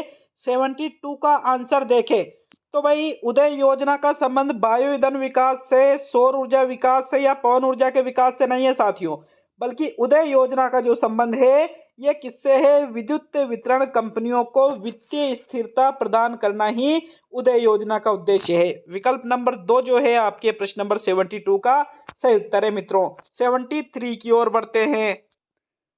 देखिएगा प्रश्न नंबर 73 को। आरटी एक्ट 2009 की किस धारा के तहत गैर सरकारी विद्यालयों को प्रवेश लेवल कक्षा की 25% सीट पर प्रवेश देना होगा? धारा 12 एक गए, धारा 16 एक गए, धारा 25 एक गए और धारा 21 एक गए। तो देखो, आरटी एक्ट 2009 के अनुसार आपको ये प्रश्न बताना है। इसके अंतर्गत जो निजी या प्राइवेट या गैर सरकारी विद्यालय है उनमें आपको पता होगा कि प्रवेश लेवल की कक्षा जो है इसकी यहीं से 25% सीट पर प्रवेश देना होगा। तो ऐसा प्रावधान आरटी 2009 की जिस धारा में किया गया है वो कौन सी धारा है साथियों? धारा 12 एक गए है। ये कौन सी? धारा 12 एक गए है। विकल्प नंबर 1 आपके 73 का सही उत्तर है मित्रों। 74 की तरफ बढ़ेंगे। तो 74 में क्या है आपके? आरटी एक्ट 2009 की धारा 12 एक ग के अंतर्गत गैर सरकारी विद्यालयों में निशुल्क सीट पर प्रवेश कौन सी कक्षा लेवल निर्धारित है? कक्षा 1, कक्षा 2, कक्षा 6 और कक्षा 5। अब दिए गए विकल्पों में से तो फिर यहाँ पर कक्षा 1 से ही बालक को इस सीटों पर प्रवेश देना होगा। 25% जो निःशुल्क सीटें हैं साथियों उन पर। तो 74 में आपके जो पहला विकल्प है यह आपका आंसर है। प्रश्न संख्या 75 की ओर बढ़ेंगे। 75वां प्रश्न क्या है मित्रों आपके? देखिएगा 75 को। शिक्षा के अधिकार की प्रकृति है स्वैच्छिक प्रकृति है, अनिवार्य प्रकृति है, संवैधानिक प्रकृति है और संविधानात्मक प्रकृति है। तो मित्रों, जो शिक्षा का अधिकार है ये कोई स्वैच्छिक या अनिवार्य प्रकृति नहीं है, बल्कि शिक्षा के अधिकार की प्रकृति कैसी मानी गई है? संवैधानिक मानी गई है मित्रों। विकल्प नंबर 3 जो है आपके 75 का सही उत्तर है। 76 की ओर बढ़ेंगे साथियों। मित्रों, प्रश्न नंबर 76 है आपके। राष्ट्रीय शिक्षा नीति 2020 को केंद्रीय मंत्रिमंडल ने 29 जुलाई 2020 को मंजूरी प्रदान की। इस शिक्षा नीति का मसौदा किसके नेतृत्व में तैयार किया गया? नरेंद्र मोदी के नेतृत्व में, अमित शाह के नेतृत्व में, के कस्तूरी रंगन के नेतृत्व में और इनमें से सभी। तो देखो 76वां जो प्रश्न है थोड़ा समझ करके उत्तर देना प्रश्न का। अगर आप चौथे विकल्प पे चले गए तो आपका आंसर हो गया गलत, क्योंकि राष्ट्रीय शिक्षा नीति जो 2020 है इसको केंद्रीय मंत्रिमंडल ने साथियों 29 जुलाई 2020 को मंजूरी प्रदान की थी। और इस शिक्षा नीति का जो मसौदा है, जो प्रारूप है, फॉर्मेट है, वो किसके नेतृत्व में तैयार किया गया? के कस्तूरी रंगन के नेतृत्व में इसको तैयार किया गया और इसके लिए एक समिति भी बनाई गई थी, कस्तूरी रंगन समिति। तो 76 में आपके थर्ड विकल्प सही रहेगा भाई, आपके ओनली थर्ड विकल्प इसका आंसर है साथियों 76 में। चलिए 77 की ओर बढ़ते तो आपके 77वां प्रश्न, state initiative for quality education जिसको हम कहते हैं SIQE, इसका प्रारंभ हुआ 2012-13 में हुआ प्रारंभ, 2013-14 में हुआ, 2015-16 में हुआ और 2017-18 में हुआ। तो 77वें प्रश्न का उत्तर बताइएगा साथियों। प्रश्न संख्या 77 में कौन सा विकल्प आपको सही लगता है? आंसर देख ले 77वें प्रश्न का। तो मित्रों इसका जो तीसरा विकल्प है, state initiative for quality education का आरंभ 2015-16 में हुआ था। थर्ड विकल्प आपके 77 का सही उत्तर है मित्रों। 78 की तरफ बढ़ते हैं। तो 78वां प्रश्न क्या है? सुमेलित है। जो सुमेलित है उसका चयन आपको 78वां प्रश्न देखना है। दीक्षा का आरंभ 5 सितंबर 2017 को हुआ।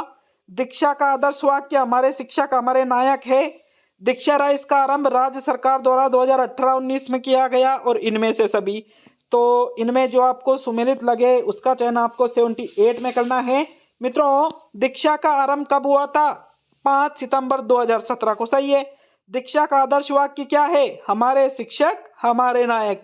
और दीक्षा राइज का आरंभ हुआ था राज्य सरकार द्वारा 2018-19 में इसका आरंभ किया गया। तो इनमें से सभी वाला जो चौथा विकल्प है 78 का सही उत्तर होगा साथियों।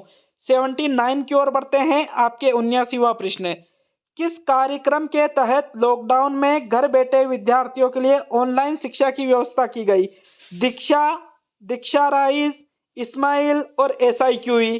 79 का उत्तर बताओ। तो जिस कार्यक्रम के तहत जब लॉकडाउन लग रहा था कोविड-19 के दौर में, तो घर पे जो बैठे विद्यार्थी थे उनके लिए ऑनलाइन शिक्षा की व्यवस्था जिस कार्यक्रम के तहत की गई साथियों, वो कौन सा कार्यक्रम है? इस्माइल। इस्माइल जो है ये 3 चरणों में चला, एक तो इस्माइल, एक इस्माइल 2.0 और एक इस्माइल 3.0। तो थर्ड विकल्प जो है 79 का बिल्कुल सही आंसर है। चलिए 80 देखिएगा प्रश्न नंबर 80 को, आकाशवाणी के माध्यम से शिक्षा वाणी की शुरुआत कब की गई?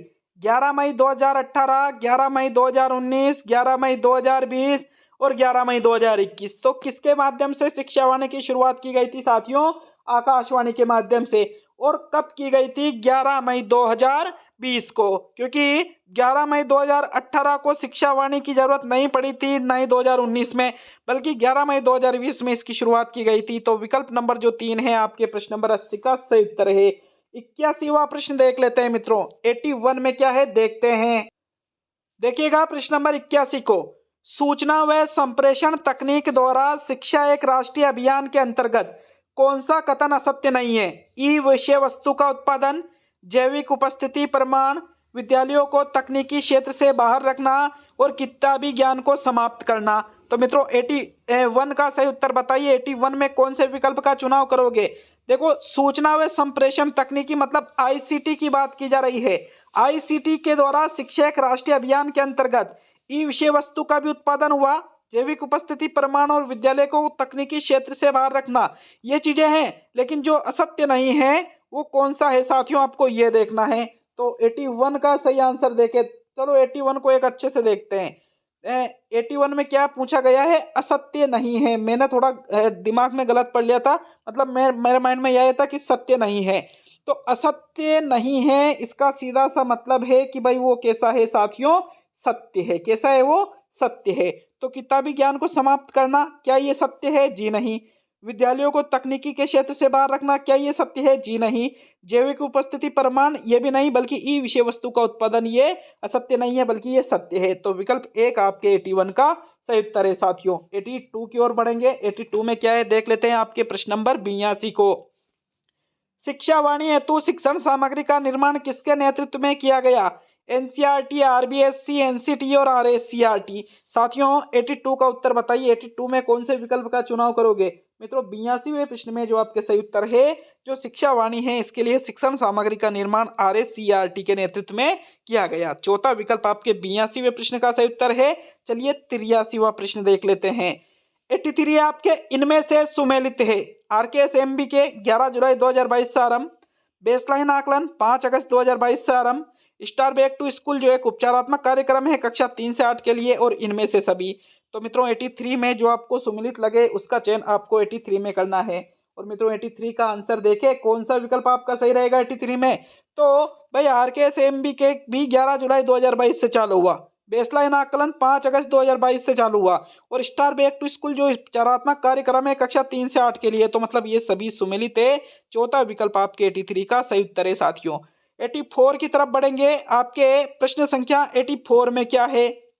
RTE 2009 का संपूर्ण भारत में विस्तार कब हुआ? 5 जुलाई 2019, 5 अगस्त 2019, 5 सितंबर 2019 और 4 अक्टूबर 2019। तो मित्रों 84वें प्रश्न का आंसर देखें तो प्रश्न संख्या 84 में कौन सा विकल्प आपका सही रहेगा? भाई RTE 2009 का संपूर्ण भारत में, आपको सभी को पता होगा कि 1 अप्रैल 2010 में ये जो अधिनियम है संपूर्ण भारत में लागू हुआ था। किस राज्य को छोड़कर? जम्मू कश्मीर को छोड़कर। लेकिन जब से जम्मू कश्मीर में धारा 370 हटी है साथियों, तब से ये वहां पर भी लागू हो गया। अतः 84 में जो आपके सही आंसर रहेगा वो कौन सा सही रहेगा? आपके विकल्प नंबर 2, 5 अगस्त 2019 को ये संपूर्ण भारत में इसका विस्तार हुआ। सेकंड विकल्प आपके 84वें प्रश्न का सही उत्तर है मित्रों। प्रश्न संख्या 85 की ओर बढ़ते हैं तो 85 को देख लेंगे। प्रश्न नंबर 85, 85वां प्रश्न, कोविड के दौरान अध्ययन में हुई क्षति की भरपाई के लिए, थोड़ा दिखने में इस क्वेश्चन में मिस्टेक आ सकती है, स्कूली छात्रों के लिए 3 माह की अवधि का ब्रिज कार्यक्रम चलाया जा रहा है जिसका नाम है RKSMB के दीक्षा राइज, बेसलाइन असेसमेंट और इनमें से कोई नहीं। तो देखो भाई, कोविड में लर्निंग लॉस जो हुआ था उसकी भरपाई के लिए 3 माह की अवधि के लिए कार्यक्रम चला गया जिसकी अवधि बढ़ा दी गई हालांकि, और वो जो कार्यक्रम है वो कौन सा है साथियों? आपके RKSMB के राजस्थान के शिक्षा में बढ़ते कदम है।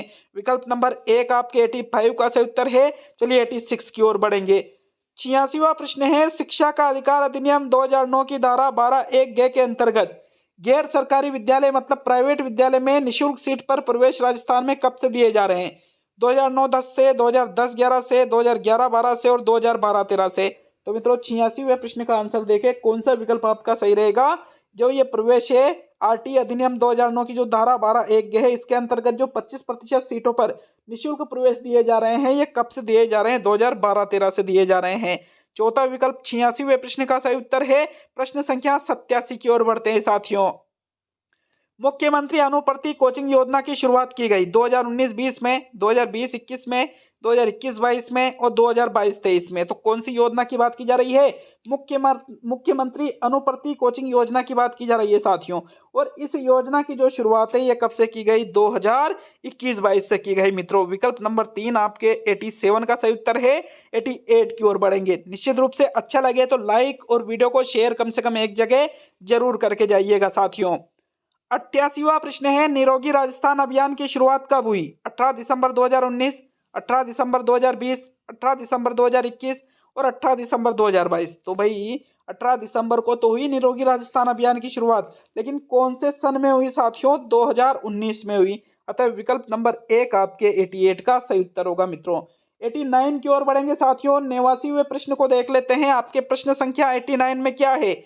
शिक्षक मूल्यांकन प्रपत्र के अंतर्गत कौन सा पोर्टल पर ऑनलाइन भरे जाते हैं? कौन सा नहीं, कौन से पोर्टल पर? शाला दर्शन, शाला दर्पण, यूडाइस और इनमें से सभी। तो मित्रों 89 का आंसर देख लेते हैं कौन सा विकल्प सही रहेगा। भाई शिक्षक मूल्यांकन प्रपत्र जो है ये शाला दर्पण पर ऑनलाइन भरे जाते हैं। विकल्प नंबर 2 आपके 89 का सही उत्तर है। अब बढ़ेंगे मित्रों प्रश्न संख्या 90 की तरफ। 90वां प्रश्न है आपके, राजस्थान सरकार के द्वारा शिक्षा में किए जा रहे नवाचार एवं आधारभूत सुविधाओं को बढ़ाने में सहयोग राशि निम्न में से किस पोर्टल द्वारा प्रदान की जा सकती है? शाला दर्पण, शाला दर्शन, दीक्षा और ज्ञान संकल्प पोर्टल। तो मित्रों 90वें प्रश्न का उत्तर बताइएगा। देखो राजस्थान सरकार के द्वारा शिक्षा में जो नवाचार किए जा रहे हैं और आधारभूत सुविधाओं को बढ़ाने के लिए अगर सहयोग राशि देनी है तो वो जिस पोर्टल द्वारा प्रदान की जा सकती है वो इनमें से कौन सा पोर्टल है? ज्ञान संकल्प पोर्टल। ज्ञान संकल्प पोर्टल। विकल्प नंबर 4 आपके 90वें प्रश्न का सही उत्तर है। चलिए आगे बढ़ेंगे साथियों प्रश्न संख्या 91 की तरफ। साथियों आपके 91वां क्वेश्चन क्या है? इंग्लिश ग्रामर से प्रश्न है। पहले रिक्त स्थान है, फिर वापस 2 बार रिक्त स्थान है इसमें।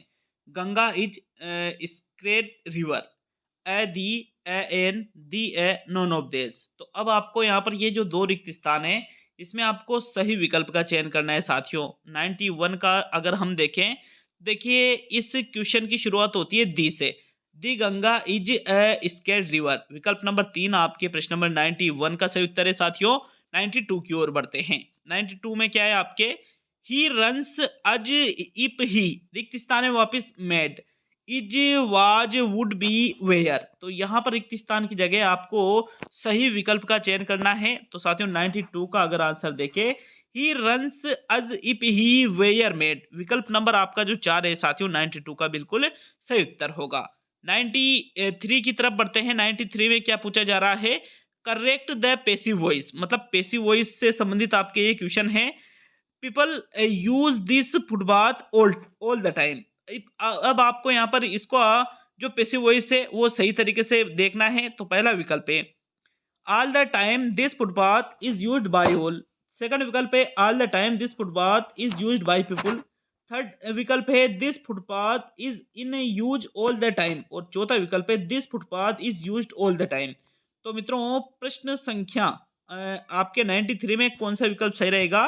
देखिए people use this footpath all the time, इसका अगर हम करेक्ट पेसिव वॉइस देखें तो इसका सही उत्तर कौन सा रहेगा साथियों 93 में। मैंने पहले बोल दिया था कि अगर क्वेश्चन बिल्कुल समझ में ना आए तो उस क्वेश्चन को आप छोड़ सकते हो, क्योंकि एग्जाम में छोड़ना पड़ेगा आपको।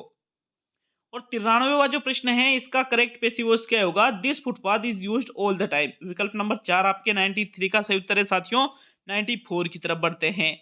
देखिएगा 94वें प्रश्न को, I exclaimed with wonder that it was an excellent idea. Direct speech, direct indirect speech से संबंधित आपके ये प्रश्न है।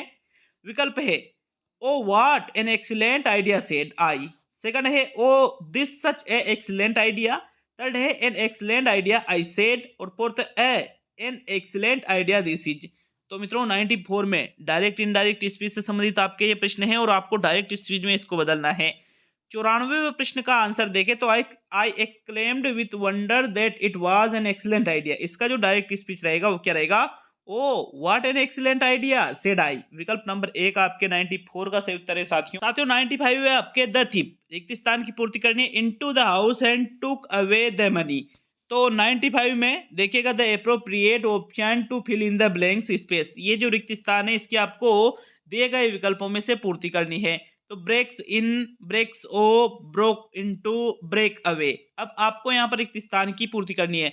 The thief into the house and took away the money. तो साथियों 95 का आंसर देखें, 95 में क्या का आंसर होगा, विकल्प नंबर 3 सही रहेगा। देखिए the thief broke into the house and took away the money, विकल्प नंबर 3 आपके 95 का सही उत्तर है साथियों। 96 की ओर बढ़ेंगे। देखिएगा साथियों 96 को, विच one of this is not an advantage of online remedial evolution. अब आपके ये जो प्रश्न है ये प्रश्न आपके टीचिंग मेथड से संबंधित है। पिछले जो प्रश्न थे वो इंग्लिश ग्रामर से संबंधित है और अब ये प्रश्न आपके टीचिंग मेथड से संबंधित है। विकल्प है आपके सामने, पहला gives a sense of isolation to the learner. Second है elimination of barriers of time and space. Third है इट इज कॉस्ट इफेक्टिव। और फोर्थ है आपके the instruction pace is flexible. तो देखिएगा 96 का उत्तर देखें अगर हम, which one of this is not an advantage of online remedial education. Online remedial education का जो लाभ नहीं है उसका आपको बताना है। तो भाई 96 का उत्तर कौन सा रहेगा, विकल्प नंबर आपका जो 1 है, give a sense of illusion to the learner, ये इसका जो है इसका लाभ नहीं होगा साथियों। 96 में आपके विकल्प नंबर 1 सही रहेगा।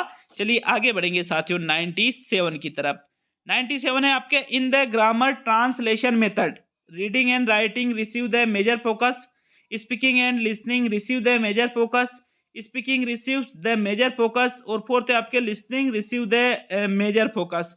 तो 97 का उत्तर बताइए, in the grammar translation method. Grammar translation का मेथड इसका अर्थ किससे लिया जाता है, व्याकरण अनुवाद विधि से लिया जाता है साथियों।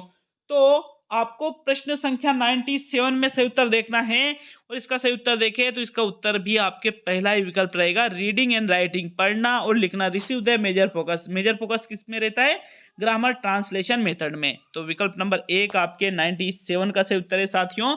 98 की तरफ बढ़ेंगे।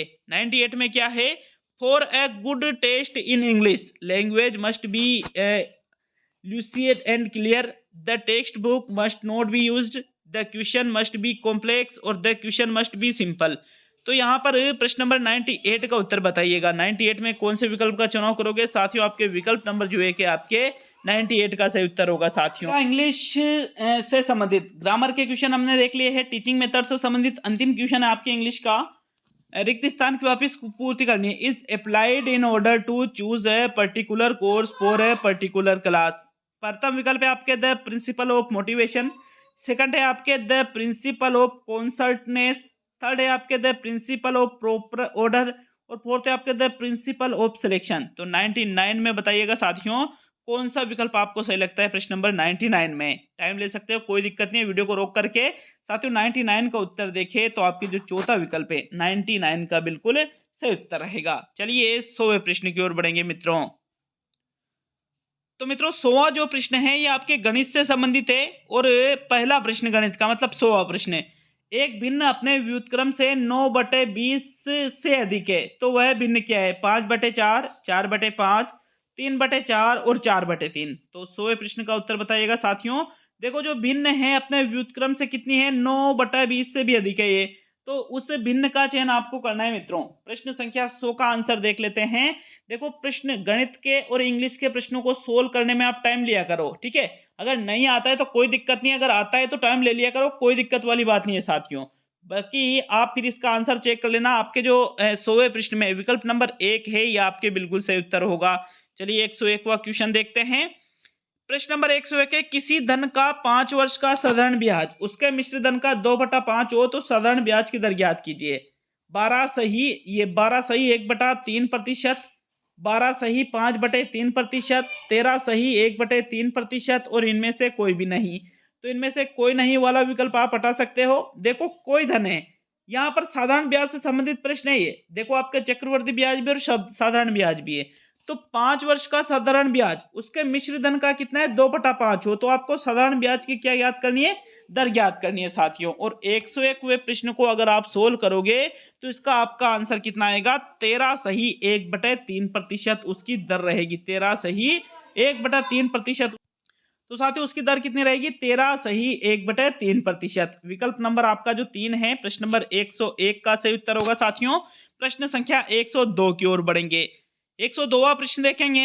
आयत, एक आयत है XYZU, इसकी भुजा UZ बराबर 5 सेमी तथा XU बराबर 4 सेमी है। तो समांतर चतुर्भुज के LZU का क्षेत्रफल है 20 सेमी, 10 सेमी, 20 वर्ग सेमी और 10 वर्ग सेमी। तो भाई आपको आयत देखना है, आयत आपको बना करके देखना है। XYZU की भुजा कितनी है? XYZU की भुजा UZ बराबर 5 सेमी और XU बराबर 4 सेमी है। तो समांतर चतुर्भुजों के LZU है, इसका क्षेत्रफल आपको ज्ञात करना है। और अगर मित्रों आप इसका क्षेत्रफल निकालोगे तो इसका क्षेत्रफल आपका आना चाहिए 20 वर्ग सेमी। कितना आना चाहिए? 20 वर्ग सेमी। विकल्प नंबर आपके जो 4 है, विकल्प नंबर जो आपके 3 है प्रश्न नंबर 102 का सही उत्तर होगा साथियों। चलिए आगे बढ़ेंगे प्रश्न संख्या 1। तो मित्रों प्रश्न नंबर 103 है आपके। एक विक्रेता को 36 संतरे बेचने पर 4 संतरों की बिक्री के मूल्य के बराबर हानि होती है, तदनुसार उसकी हानि प्रतिशत है 9%, 10%, 11% और 12%। तो देखो 103वां प्रश्न देखें। एक विक्रेता कितने संतरे बेच रहा है? 36 संतरे। 36 संतरे बेचने पर 4 संतरों के बिक्री मूल्य के बराबर उसको हानि हो रही है, तो उसका हानि प्रतिशत पूछा गया है साथियों। तो यहाँ पर हानि प्रतिशत आपको प्रश्न नंबर 103 में निकालना है। और 103वें प्रश्न का आंसर देखें तो विकल्प नंबर जो आपके 2 है बिल्कुल 10% उसको क्या रहेगी साथियों? हानि रहेगी। सेकंड विकल्प आपके प्रश्न नंबर 103 का सही आंसर होगा। 104वां प्रश्न देख लेते हैं साथियों। देखिएगा मित्रों प्रश्न नंबर 104 को। एक बच्चा मिट्टी से बने एक शंकु को जिसकी ऊंचाई कितनी है? 24 सेमी है। एक मिट्टी से बना एक शंकु है जिसकी ऊंचाई 24 सेमी और त्रिज्या इसकी 6 सेमी है। गोलाकार बना फेट है, तदनुसार उस गोले की त्रिज्या कितने सेंटीमीटर होगी साथियों? पहला विकल्प है आपके 3 सेमी रहेगी उसकी त्रिज्या, 6 सेमी रहेगी, 12 सेमी रहेगी और 24 सेमी रहेगी। तो 104वें प्रश्न को अगर आप हल करोगे तो उसकी त्रिज्या कितनी आएगी साथियों? 6 सेमी आएगी। दूसरा विकल्प आपके प्रश्न संख्या 104 का सही आंसर रहेगा। चलिए आगे बढ़ेंगे प्रश्न नंबर 105 को। अब अच्छे से एक एक प्रश्न को समझाऊंगा आपको। इनमें से कौन सी गणितीय प्रक्रिया नहीं है? रटना, आकलन करना, मापन करना और मानस दर्शन। तो देखो गणितीय प्रक्रिया के अंतर्गत आकलन और मापन करना तो आ जाता है। अब आपके सामने दो विकल्प बचे, एक तो रटना और एक मानस दर्शन। तो मित्रों अगर हम बात करें तो रटने को अब गणित की प्रक्रिया नहीं मान सकते हो, क्योंकि रटना क्या है, रटी हुई चीजें तो हम कुछ समय के लिए याद रख पाते हैं और गणित में रटना नहीं चलता है। विकल्प नंबर 1 आपके प्रश्न संख्या 105 का सही उत्तर होगा साथियों। 106वां प्रश्न देखेंगे। प्रश्न नंबर 106 आपके गणित के नैदानिक परीक्षण का उद्देश्य है माता पिता को प्रतिक्रिया देना, प्रगति रिपोर्ट देना, अंतिम अवधि की परीक्षा के लिए प्रश्न पत्र की योजना बनाना और बच्चों की समझ में अंतर जानना। तो गणित का जो नैदानिक परीक्षण है इसका उद्देश्य आपको प्रश्न संख्या 106 में बताना है। देखो प्रगति रिपोर्ट देना ये गणित का नैदानिक परीक्षण नहीं हो सकता। माता पिता को प्रतिक्रिया देना ये गणित का नैदानिक परीक्षण के उद्देश्य में नहीं आएगा। तो पहला दूसरा तो गलत है। अब आपको तीसरा या चौथा कौन सा विकल्प सही लग रहा है? अंतिम अवधि की परीक्षा के लिए प्रश्न पत्र की योजना बनाना, तो भाई वो तो हम ब्लूप्रिंट के माध्यम से बनाएंगे, ये भी गलत हो गया। साथियों आपका आंसर क्या रहेगा? बच्चों की समझ में अंतर जानना, ये बिल्कुल आपके प्रश्न संख्या 106 का सही उत्तर होगा। चौथा विकल्प आपके प्रश्न संख्या 106 में सही आंसर है साथियों। 107वां प्रश्न देख लेते हैं। देखिएगा मित्रों प्रश्न नंबर 107 को गणित में अलग अलग भागों को जोड़ना यह सिद्धांत कहलाता है। विश्लेषण विधि, संश्लेषण विधि, प्रयोगशाला विधि और प्रयोजना विधि। क्या किया जा रहा है? गणित में अलग अलग भागों को जोड़ा जा रहा है और जहां पर अलग अलग भागों को जोड़ने का कार्य करे उसको संश्लेषण विधि कहा जाता है। जबकि एक ही भागों को एक ही जो भाग है उसको अगर हम अलग अलग भागों में डिवाइड करें तो उसको किस विधि के नाम से जाना जाएगा? विश्लेषण विधि के नाम से जाना जाएगा। अतः दूसरा विकल्प जो आपके प्रश्न संख्या 107 का बिल्कुल सही आंसर होगा साथियों। प्रश्न संख्या 108 की तरफ बढ़ते हैं मित्रों। तो देखिएगा प्रश्न नंबर 108 को उपलब्धि परीक्षण व नैदानिक परीक्षण में अंतर है। उद्देश्यों का अंतर है, प्रकृति का अंतर है, कठिनाई स्तर का अंतर है और इनमें से कोई भी नहीं। तो कोई नहीं को तो आप हटा दो। अगर बात करें किसकी? उपलब्धि परीक्षण की और नैदानिक परीक्षण की, तो मित्रों इन दोनों में जो अंतर होता है मुख्य रूप से वो किसका अंतर होता है? उद्देश्यों का। क्योंकि उपलब्धि परीक्षण में और नैदानिक परीक्षण दोनों के उद्देश्य अलग अलग होते हैं। उपलब्धि परीक्षण का उद्देश्य क्या होता है कि बालक ने कक्षा में कितने ज्ञान अर्जित किया है। नैदानिक परीक्षण में बालक की कमियां देखते हैं साथियों। तो दोनों का उद्देश्य अलग अलग होता है। अतः उपलब्धि परीक्षण और नैदानिक परीक्षण में उद्देश्यों का अंतर होता है। विकल्प नंबर आपका जो 1 है प्रश्न नंबर 108 का सही आंसर है। 109वें प्रश्न की ओर बढ़ेंगे साथियों। प्रश्न संख्या 109 क्या है आपके? भारत की प्रथम निर्वाचित संसद का गठन कब हुआ था? 1950, 1952, 1950 डबल बार आ गया ये तो 1946। 109वें प्रश्न का उत्तर बताइएगा साथियों, क्योंकि ये दोनों ही विकल्प गलत है, कोई दिक्कत नहीं है। बात की जा रही है भारत की प्रथम निर्वाचित संसद के गठन की। तो मित्रों भारत की जो प्रथम निर्वाचित संसद है इसका गठन हुआ था 1952 ईस्वी में। दूसरा विकल्प जो है आपके प्रश्न नंबर 109 का सही उत्तर है। चलिए आगे बढ़ेंगे साथियों प्रश्न संख्या 110 की तरफ। 110वां प्रश्न देखेंगे साथियों। मुगल काल के किस निम्न मकबरे में प्रथम बार पित्रा का प्रयोग मिलता है? ताजमहल में मिलता है, एतमाद-उद-दौला का मकबरा में मिलता है, जहांगीर के मकबरा में और अकबर के मकबरा में। तो 110वें प्रश्न का उत्तर बताइए साथियों। प्रश्न संख्या 110 में कौन सा विकल्प चुनोगे? क्या पूछा गया है? मुगल काल के किस निम्न मकबरे में प्रथम बार पित्रा का प्रयोग मिलता है? तो प्रथम बार पित्रा का प्रयोग जिसमें मिलता है वो किसका मकबरा है साथियों? एतमाद-उद-दौला का मकबरा है वो। दूसरा विकल्प आपके प्रश्न संख्या 110 का सही आंसर है मित्रों। प्रश्न संख्या 111 की ओर बढ़ेंगे। देखिएगा मित्रों प्रश्न नंबर 111 को इनमें से कौन सा समूह राज्य चावल उत्पादन में महत्व रखता है? अलवर, भरतपुर, धौलपुर, बूंदी, बारा, हनुमानगढ़, जयपुर, दौसा, टोंक, सिरोही, पाली, अजमेर।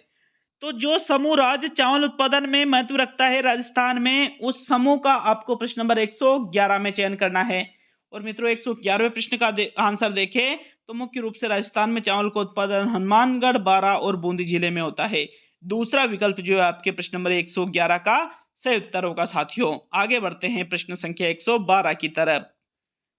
देखिएगा प्रश्न नंबर 112 को जैव विविधता का जनक किसे कहा जाता है? एडवर्ड ओ विल्सन को, विलियम केनम को, शॉर्ट जॉर्ज को, इनमें से कोई नहीं। तो कोई नहीं को तो आप विकल्प से हटा दीजिए। बहुत ही इंपॉर्टेंट क्वेश्चन है, एग्जाम में आने के लायक प्रश्न है साथियों ये।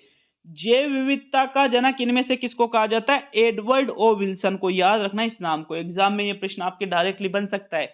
किसको कहा जाता है जैव विविधता का जनक? तो एडवर्ड ओ विल्सन को ही जैव विविधता का जनक कहा जाता है। विकल्प एक आपके प्रश्न नंबर 112 का सही उत्तर है मित्रों।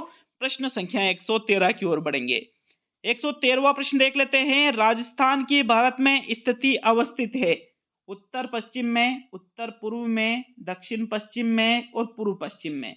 तो देखो राजस्थान अगर देखें तो भारत के नक्शे में साथियों राजस्थान की बात की जा रही है और भारत के नक्शे में राजस्थान किधर स्थित है?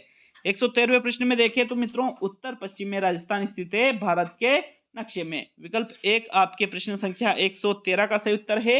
114वां प्रश्न देख लेंगे साथियों। प्रश्न संख्या 114 है। मानसिक विकार ग्रस्त बालकों के लिए सर्वश्रेष्ठ विधि है? ड्रेकाली विधि, डाल्टन विधि, बुनियादी शिक्षण विधि और बिनेट का विधि। तो जो मानसिक विकार ग्रस्त होते हैं साथियों उनके लिए यहाँ पर ड्रेकाली के द्वारा एक विधि का निर्माण किया गया जिसको ड्रेकाली विधि के नाम से ही जाना जाता है। तो अतः मानसिक विकार ग्रस्त बालकों के लिए जो सर्वश्रेष्ठ विधि है अध्ययन, इनके अध्ययन के लिए वो कौन सी विधि है? ड्रेकाली विधि है। विकल्प नंबर एक आपके प्रश्न नंबर 114 का सही उत्तर है। प्रश्न नंबर 115 की ओर बढ़ेंगे साथियों। तो 115वां प्रश्न देखें।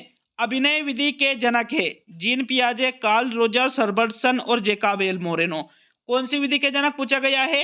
यहाँ पर अभिनय विधि का जनक पूछा गया। अभिनय विधि का जनक जीन पियाजे भी नहीं है और हर्बर्टसन भी नहीं है, कार्ल रोजर्स या जेकब एल मोरेनो। तो मित्रों प्रश्न नंबर 115 का आंसर देखें। अभिनय विधि का जनक जेकब एल मोरेनो को कहा जाता है। मतलब इसका निर्माण किसने किया था? जेकब एल मोरेनो ने। कौन सी विधि का? अभिनय विधि का। तो विकल्प नंबर 4 आपके प्रश्न संख्या 115 का सही उत्तर है। 116वां प्रश्न देखेंगे साथियों। सबसे खर्चीली विधि मानी जाती है? समस्या समाधान विधि, परियोजना विधि, खेल विधि और प्रदर्शन विधि। तो इनमें से जो आपको सबसे लगता है कि ये सबसे खर्चीली विधि है उसका चयन आपको 116वें प्रश्न में करना है। अच्छा लगे वीडियो को कम से कम एक लाइक और एक जगह शेयर जरूर करिएगा साथियों। इसी बेस्ड पर आपका एग्जाम होने वाला है। तो देखो सबसे खर्चीली विधि खेल विधि तो नहीं मानी जाती है, प्रदर्शन तो ज्यादा खर्चीली नहीं है, समस्या समाधान या परियोजना। तो मित्रों 116वें प्रश्न का आंसर देखें तो सबसे खर्चीली विधि परियोजना विधि को माना जाता है साथियों। दूसरा प्रश्न आपके सही उत्तर है क्योंकि इसमें खर्चा बहुत ज्यादा आता है। ठीक है, परियोजना विधि किलपेट्रिक वाली यही है ना। 117वां प्रश्न देख लेते हैं मित्रों। प्रश्न नंबर 117 में क्या है आपके? पाठ योजना के किस सोपान में गृह कार्य दिया जाता है? मूल्यांकन, प्रस्तुतिकरण, प्रस्तावना और पुनरावृत्ति। तो पाठ योजना के जिस सोपान में गृह कार्य दिया जाता है, प्रस्तुतिकरण में नहीं दिया जाता है गृह कार्य, ना ही प्रस्तावना में, ना ही पुनरावृत्ति में, बल्कि मूल्यांकन में आप गृह कार्य देते हो भाई। विकल्प एक आपके बिल्कुल सही है साथियों। प्रश्न नंबर 117 में कोई डाउट नहीं है साथियों। प्रश्न संख्या 118 की ओर बढ़ेंगे। 118वां प्रश्न देख लेते हैं मित्रों। निम्न में से न्यूटन प्रति वर्ग मीटर को कहते हैं? जूल कहते हैं, पास्कल कहते हैं, हर्ज कहते हैं और कोई नहीं। तो कोई नहीं को वापिस हटा दीजिए। न्यूटन प्रति वर्ग मीटर को इनमें से क्या कहा जाता है साथियों? 118वें प्रश्न का आंसर देखें तो न्यूटन प्रति वर्ग मीटर को पास्कल कहा जाता है। दूसरा विकल्प आपके प्रश्न नंबर 118 का सही उत्तर है। 119वां प्रश्न देखेंगे मित्रों। साइंस के प्रश्न अभी आपके चल रहे हैं, फिर इसके बाद साइंस की विधियां आएगी आपके। इनमें से कोशिका का कूड़ा निवाहक तंत्र है? रसधानी, लाइसोसोम, पर ऑक्सीसोम, गोल्जी उपकरण। तो इनमें से जो कोशिका का कूड़ा निवाहक तंत्र है उसका चयन 119वें प्रश्न में करना है। और मित्रों कोशिका का कूड़ा निवाहक तंत्र किसको कहा जाता है? लाइसोसोम को कहा जाता है। याद रखना ये बहुत ही ज्यादा इंपॉर्टेंट क्वेश्चन है ये भी। विकल्प नंबर 2 आपके प्रश्न 119 का सही उत्तर है। 120वां प्रश्न देख लेते हैं साथियों। क्षुद्रांत की आंतरिक भित्ति पर उपस्थित अंगुली समान संरचनाएं या रचनाएं कहलाती है? रसांकुर, रदनक, मूलांकुर और ग्रहणी। तो 120वें प्रश्न का उत्तर देखें। प्रश्न संख्या 120 में कौन सा विकल्प सही रहेगा साथियों आपके? 120 का आंसर देख लेते हैं। देखो क्षुद्रांत की आंतरिक भित्ति पर उपस्थित जो अंगुली समान रचनाएं होती है उनको हम रसांकुर के नाम से जानते हैं साथियों। प्रथम विकल्प आपके प्रश्न 120 का सही उत्तर है मित्रों। 121वां प्रश्न देख लेते हैं। अब प्रश्न नंबर 121। अम्ल नीले लिटमस को लाल कर देते हैं, लाल लिटमस को नीला कर देते हैं, नीले लिटमस को पीला कर देते हैं और पीले लिटमस को नीला कर देते हैं। तो भाई देखो अगर अम्ल की बात करें तो अम्ल को क्या याद रखोगे? अनिल के नाम से याद रखोगे। अम्ल को क्या याद रखोगे साथियों? अनिल के नाम से याद रखोगे। मतलब ऐसे अम्ल नीले लिटमस को कैसे कर देते हैं? लाल कर देते हैं। मतलब अम्ल जो है ये नीले लिटमस को लाल कर देते हैं, पहले विकल्प में दे रखा है, तो यही आपके प्रश्न नंबर 121 का सही उत्तर है।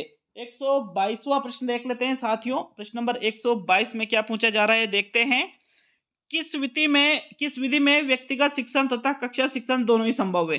समस्या समाधान विधि, इकाई विधि, अवलोकन विधि और उष्टिक विधि। तो देखो,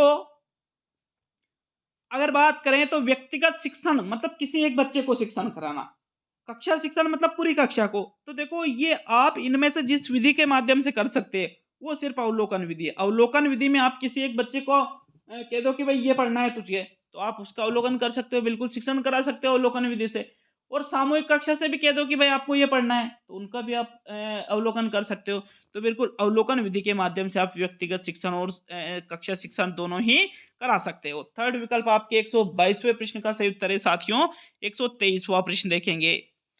ब्लूम के वर्गीकरण में शब्द संश्लेषण को के रूप में संशोधित किया गया है? विश्लेषण के रूप में, मूल्यांकन करने के रूप में, निर्माण करने के रूप में और लागू करने के रूप में। तो 123वें प्रश्न का आंसर देखें साथियों। ब्लूम का जो वर्गीकरण है इसमें संश्लेषण को किसके रूप में संशोधित किया गया है? तो देखो, संश्लेषण का मतलब इकट्ठा करने से लिया जाता है, तो इसका विश्लेषण तो होगा नहीं, ना ही मूल्यांकन करना। इकट्ठा करना मतलब निर्माण करना साथियों। बिल्कुल तीसरा विकल्प जो आपके प्रश्न नंबर 123 का सही आंसर है। 124वें प्रश्न की ओर बढ़ेंगे साथियों। प्रश्न नंबर 124 है, इनमें से कौन सा कथन सही नहीं है? पाठ योजना किसी इकाई योजना का सबसे छोटा भाग है। इकाई योजना में सभी अधिगम क्रियाओं का अनुक्रम दिया जाता है। इकाई योजना में शैक्षिक उद्देश्य, अधिगम अनुभव व व्यवहारगत परिवर्तन के मूल्यांकन पर बल दिया जाता है। और पाठ योजना में विचार नहीं करना पड़ता यदि इकाई योजना में विचार कर दिया गया है। तो जो कथन आपको सही नहीं लगता है उसका चयन आपको प्रश्न नंबर 124 में करना है। और मित्रों, पहला विकल्प क्या कह रहा है कि पाठ योजना किसी इकाई योजना का सबसे छोटा भाग है। बिल्कुल, इकाई योजना के आधार पर पाठ योजना बनाई जाती है, सही है। ये तो आपको क्या देखना है? सही नहीं है। इकाई योजना के में सभी अधिगम क्रियाओं का अनुक्रम बिल्कुल देते हैं इसमें। इकाई योजना में जो शैक्षिक उद्देश्य है, अधिगम अनुभव और व्यवहारगत परिवर्तन है, इसके मूल्यांकन पर बल दिया जाता है, सही है ये भी। पाठ योजना में विचार नहीं करना पड़ता यदि इकाई योजना में विचार कर दिया गया तो गलत है, क्योंकि पाठ योजना में भी हमें विचार करना पड़ता है। चौथा विकल्प प्रश्न नंबर 124 का सही उत्तर है। आगे बढ़ेंगे साथियों 125वें प्रश्न की ओर। कठोर उपागम का प्रयोग करने वाले शिक्षाविदे दिसे को लुम्सडेन, गोलब्रेथ और ब्लूम। तो कठोर उपागम का प्रयोग करने वाले जो शिक्षाविद है साथियों, वो कौन है? ए लुम्सडेन। विकल्प नंबर 2 आपके 125वें प्रश्न का सही उत्तर है। प्रश्न नंबर 126 को देखेंगे। इनमें से कौन से शब्द में कोई संधि नहीं है? कौन से शब्द में कोई संधि नहीं है? प्रार्थी, जनार्दन, सुधांशु और महायोग। तो अगर हम बात करें, प्रार्थी का संधि विच्छेद प्र प्लस अर्थी आ जाएगा, जनार्दन का जन प्लस अर्दन आ जाएगा, सुधांशु का सुधा प्लस अंशु आ जाएगा। लेकिन महा प्लस योग में कोई संधि नहीं हो रही। तो विकल्प नंबर 4 आपके प्रश्न नंबर 126 का सही उत्तर होगा साथियों। ये हिंदी के क्वेश्चन आपके चालू हो चुके हैं। चलिए आगे बढ़ेंगे प्रश्न नंबर 127 की तरफ। साथियों प्रश्न नंबर 127 है आपके, हिमाच्छादित सामसिक पद में कौन सा समास है? कर्म तत्पुरुष, करण तत्पुरुष, संप्रदान तत्पुरुष और अपदान तत्पुरुष। तो हिमाच्छादित का समास विग्रह क्या होगा? हिम के द्वारा आच्छादित। और कर्ता ने कर्म को करण से या के द्वारा, मतलब हिम के द्वारा आच्छादित। तो मतलब प्रश्न नंबर 127 में दूसरा विकल्प आपका बिल्कुल सही उत्तर है। हिमाच्छादित शब्द में करण तत्पुरुष समास है साथियों। सेकंड विकल्प 127वें प्रश्न का सही उत्तर होगा। प्रश्न नंबर 128 की तरफ बढ़ते हैं। वर्तनी की दृष्टि से शुद्ध शब्द है घनिष्ठ, श्रृंगार, अवशिष्ट और गरिष्ठ। तो इनमें से जो आपको वर्तनी की दृष्टि से शुद्ध शब्द लगे उसका चयन करना है। देखो, श्रृंगार में ये जो श्रृंगार होता है इस प्रकार से श्रृंगार शुद्ध शब्द होता है, यहाँ पर ये डबल नहीं लगता है, तो ये गलत हो गया। अवशिष्ट में जो है ट आधा आता है, तो ये भी गलत हो गया साथियों। अब घनिष्ठ या गरिष्ठ, तो गरिष्ठ में ट बड़ा आता है और घनिष्ठ ये जो बिल्कुल सही लिखा हुआ है। प्रश्न संख्या 128 में आपके विकल्प नंबर 1 बिल्कुल आपका सही उत्तर होगा। 129वें प्रश्न की ओर बढ़ेंगे साथियों। प्रश्न संख्या 129 को देख लेते हैं। 129वां प्रश्न, नई जमीन तोड़ना के 4 अर्थ दिए गए हैं, सही का चयन कीजिए। पुराने को मिटाना, लिखे हुए को काटना, अनूठा प्रयोग और बड़ी लकीर खींचना। तो नई जमीन तोड़ना ये एक मुहावरा है, और अगर हम इसका अर्थ देखें तो इसका अर्थ क्या होता है? अनूठा प्रयोग करना। विकल्प नंबर आपका जो 3 है मित्रों, प्रश्न नंबर 130 का सही उत्तर होगा। आगे बढ़ेंगे साथियों, प्रश्न संख्या 129वां प्रश्न है ये। तो तीसरा विकल्प बिल्कुल आपका सही आंसर है। 130वें प्रश्न की ओर बढ़ेंगे। देखिएगा प्रश्न नंबर 130 को, इनमें से कौन सा सर्वनाम से भाववाचक का उदाहरण नहीं है? सर्वस्व, अहंकार, निज और परायापन।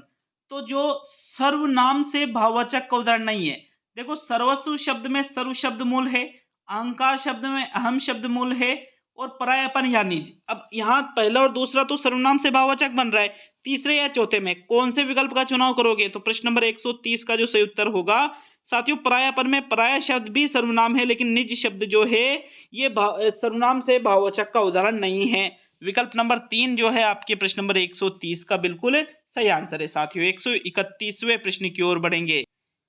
देखिएगा प्रश्न नंबर 131 को, लिखित परीक्षाओं में कितने प्रकार के प्रश्न पूछे जाते हैं? विकल्प है 1 प्रकार के, 2 प्रकार के, 3 प्रकार के और 4 प्रकार के। तो 131वें प्रश्न का सही उत्तर बताइएगा। देखिए अगर हम बात करें तो लिखित परीक्षाओं में 4 प्रकार के प्रश्न पूछे जाते हैं। तो देखिए 131वें प्रश्न में चौथा विकल्प आपका सही रहेगा। लिखित परीक्षाओं में कितने प्रकार के प्रश्न पूछे जाते हैं?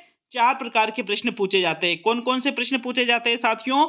वस्तुनिष्ठ प्रश्न है, अति लघुत्तरात्मक प्रश्न है, लघुत्तरात्मक प्रश्न है और निबंधात्मक प्रश्न है। चौथा विकल्प आपके प्रश्न संख्या 131 का बिल्कुल सही आंसर है। 132वां प्रश्न देख लेते हैं साथियों। 132वां प्रश्न क्या है आपके? दृश्य श्रव्य सामग्री की आवश्यकता किस विधि के लिए नहीं पड़ती है? समस्या समाधान, व्याख्यान, योजना और कोई नहीं। तो कोई नहीं को तो आप यहां से हटा सकते हो। देखो अगर हम बात करें जिस विधि में दृश्य श्रव्य सामग्री की आवश्यकता नहीं पड़ती है, तो वो इनमें से कौन सी विधि है? 132वें प्रश्न में आपके कौन सा विकल्प सही रहेगा साथियों? योजना और समस्या समाधान विधि में आवश्यकता पड़ सकती है दृश्य श्रव्य साधनों की, लेकिन व्याख्यान विधि में दृश्य श्रव्य साधनों की जरूरत नहीं पड़ती है व्याख्यान विधि में, क्योंकि व्याख्यान विधि में तो अगर दृश्य श्रव्य साधनों का प्रयोग करेंगे तो फिर वो व्याख्यान विधि नहीं रहेगी। अतः 132वें प्रश्न का आपका जो दूसरा विकल्प है यह आपका सही उत्तर है साथियों। 133वें प्रश्न की ओर बढ़ेंगे। 133वां प्रश्न, कौन सा उपागम सरल से जटिल शिक्षण सूत्रों के अनुसार शिक्षण पर जोर देता है? सकेंद्रित उपागम, एकीकृत उपागम, सहसंबंध उपागम और चक्रीय उपागम। तो जो उपागम इनमें से साथियों सरल से जटिल शिक्षण सूत्रों के अनुसार शिक्षण पर जोर या बल देता है, वो इनमें से कौन सा उपागम है? 133वें प्रश्न का आंसर देखें। देखो जो सकेंद्रित उपागम है ये सरल से जटिल शिक्षण सूत्रों के अनुसार शिक्षण पर बल देता है। प्रथम विकल्प आपके 133वें प्रश्न का सही उत्तर है। 134वां प्रश्न देख लेंगे साथियों। तो देखिएगा 134वें प्रश्न को, ध्वन्यात्मक विधि के प्रतिपादक है माइकल सेमर, मॉरिसन, हर्बर्ट या बीएपी स्किनर। तो इनमें से जो ध्वन्यात्मक विधि के प्रतिपादक या जनक है उसका चयन आपको 134वें प्रश्न में करना है। आंसर देखते हैं 134वें प्रश्न का। देखो जो ध्वन्यात्मक विधि है इसका प्रतिपादन माइकल सेमर के द्वारा किया गया है साथियों। प्रथम विकल्प 134वें प्रश्न का बिल्कुल सही उत्तर है मित्रों। 135वां प्रश्न देखते हैं।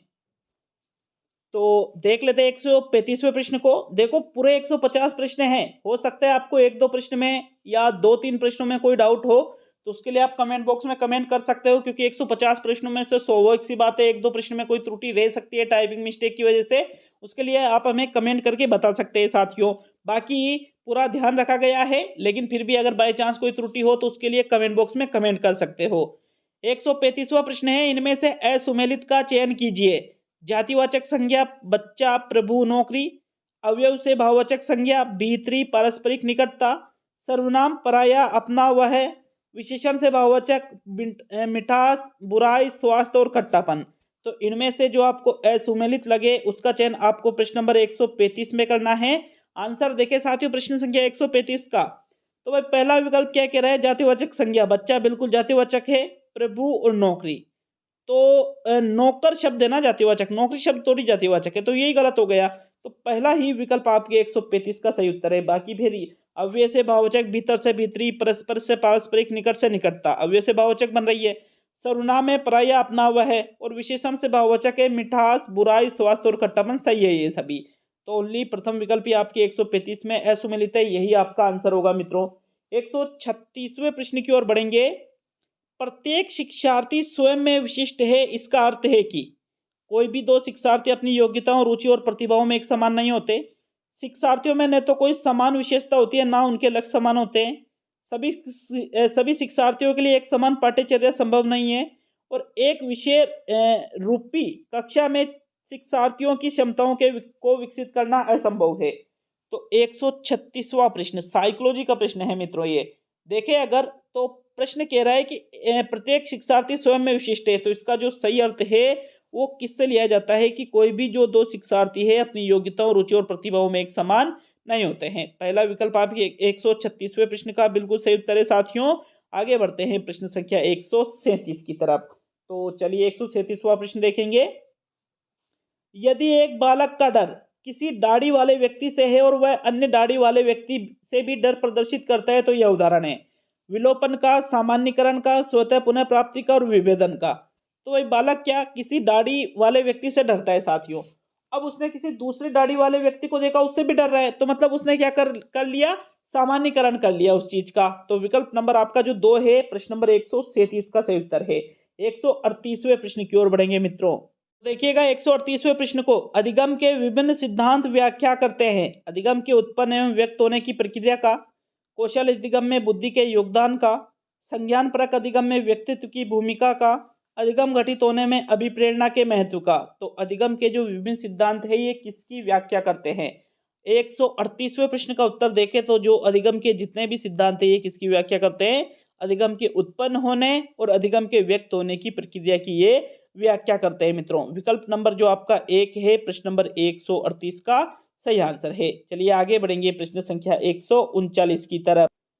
देखिएगा प्रश्न नंबर 139 को, जब परिपक्वता व अनुभव के कारण मनुष्य में क्रमिक और प्रगतिशील परिवर्तन होते हैं तो वह है विकास है, वो अकेले ऊंचाई में वृद्धि है, भावनात्मक असामान्यता या अकेले भार में वृद्धि है। तो देखो परिपक्वता के कारण और अनुभव के कारण मनुष्य में क्रमिक और प्रगतिशील जो परिवर्तन होते हैं उनको आप क्या कहते हो साथियों, उसको कहा जाता है भाई विकास। क्या कहा जाता है उसको, विकास कहा जाता है। विकल्प नंबर 1 आपके 139वें प्रश्न का सही उत्तर है। 140वां प्रश्न देख लेंगे साथियों। तो चलिए 140वां प्रश्न देखेंगे। निम्न में से कौन सा कथन बुद्धि की विशेषता का प्रतिनिधित्व नहीं करता है। यह एक मात्रात्मक पहलू है, यह मापने योग्य नहीं है, यह जीवन पर्यंत प्रक्रिया नहीं है और यह केवल शारीरिक विकास को दर्शाता है। तो 140वें प्रश्न में जो आपको लगे कि भाई ये जो कथन है ये वृद्धि की विशेषता का प्रतिनिधित्व नहीं करता है, उसका चयन आपको 140वें प्रश्न में करना है। देखो वृद्धि तो मात्रात्मक पहलू है, बिल्कुल सही बात है। जीवन पर्यंत भी ये नहीं चलती और शारीरिक विकास को दर्शाता है। वृद्धि से केवल शारीरिक विकास को दर्शाती है। तो ये तीनों ही कथन सत्य है, लेकिन दूसरा विकल्प कह रहा है कि मापने योग्य नहीं है। तो भाई वृद्धि तो मापन योग्य है, विकास नहीं है मापन योग्य। तो 140वें प्रश्न में आपके जो दूसरा विकल्प है ये उत्तर रहेगा साथियों। 141वें प्रश्न की ओर बढ़ेंगे। 141 में क्या है आपके, अशिक्षित व्यक्तियों की मानसिक क्षमता को मापने के लिए निम्न में से किस तरह की बुद्धि परीक्षणों का उपयोग किया जा सकता है। अशाब्दिक, क्रियात्मक, संस्कृति मुक्त और शाब्दिक। तो भाई देखो शाब्दिक का तो प्रयोग नहीं कर सकते हो। अब संस्कृति मुक्त, क्रियात्मक या अशाब्दिक। तो 141वां प्रश्न है। थोड़ा कंफ्यूजन ये हो जाता है क्योंकि नॉन वर्बल मतलब अशाब्दिक और क्रियात्मक परफॉर्मेंस, तो इन दोनों में से फिर किसका चुनाव करोगे। अब आपको ये लगता है कि यार जो अशिक्षित व्यक्ति होते हैं उनके लिए अशाब्दिक परीक्षणों का प्रयोग किया जाता है। ऐसी स्थिति में भाई पहला और दूसरा दोनों सही है, लेकिन हम फिर ऐसी स्थिति में चुनाव किसका करेंगे, तो हम क्रियात्मक का चुनाव करेंगे क्योंकि ये बेस्ट है साथियों पहले से। तो 141वें प्रश्न में दूसरा विकल्प सबसे बेस्ट, हालांकि पहला भी इसका आंसर रहेगा साथियों। 142वां प्रश्न देख लेते हैं। 142वें प्रश्न में क्या है, बुद्धिमापन के भाटिया बैटरी परीक्षण में है 5 उप परीक्षण, 8 उप परीक्षण, 4 उप परीक्षण और 7 उप परीक्षण। देखो पहले प्री रीड में मैंने आपको बहुत अच्छे से पढ़ाया था बुद्धि के बारे में। और जो भाटिया बैटरी बुद्धि परीक्षण है इसके कितने उप परीक्षण है, 5 उप परीक्षण है साथियों। विकल्प 1 आपके 142वें प्रश्न का सही उत्तर है। 143वां प्रश्न देख लेते हैं। 143वें प्रश्न में क्या है आपके, विपिन एक दिवा स्वप्न दृष्टा है। देखिएगा प्रश्न को अच्छे से समझिएगा। विपिन क्या है, एक दिवा स्वप्न दृष्टा है। वह पुस्तक पढ़ने में रुचि रखता है और गैर मित्रों से अपने विचार प्रस्तुत नहीं कर सकता है। यह व्यक्तित्व का कौन सा प्रकार है, बहिर्मुखी, अंतर्मुखी, मध्यमुखी और खिलाड़ी प्रवृत्ति। तो खिलाड़ी प्रवृत्ति भी नहीं है और मध्यमुखी भी नहीं है, बहिर्मुखी या अंतर्मुखी। 143वें का सही उत्तर बताइए साथियों।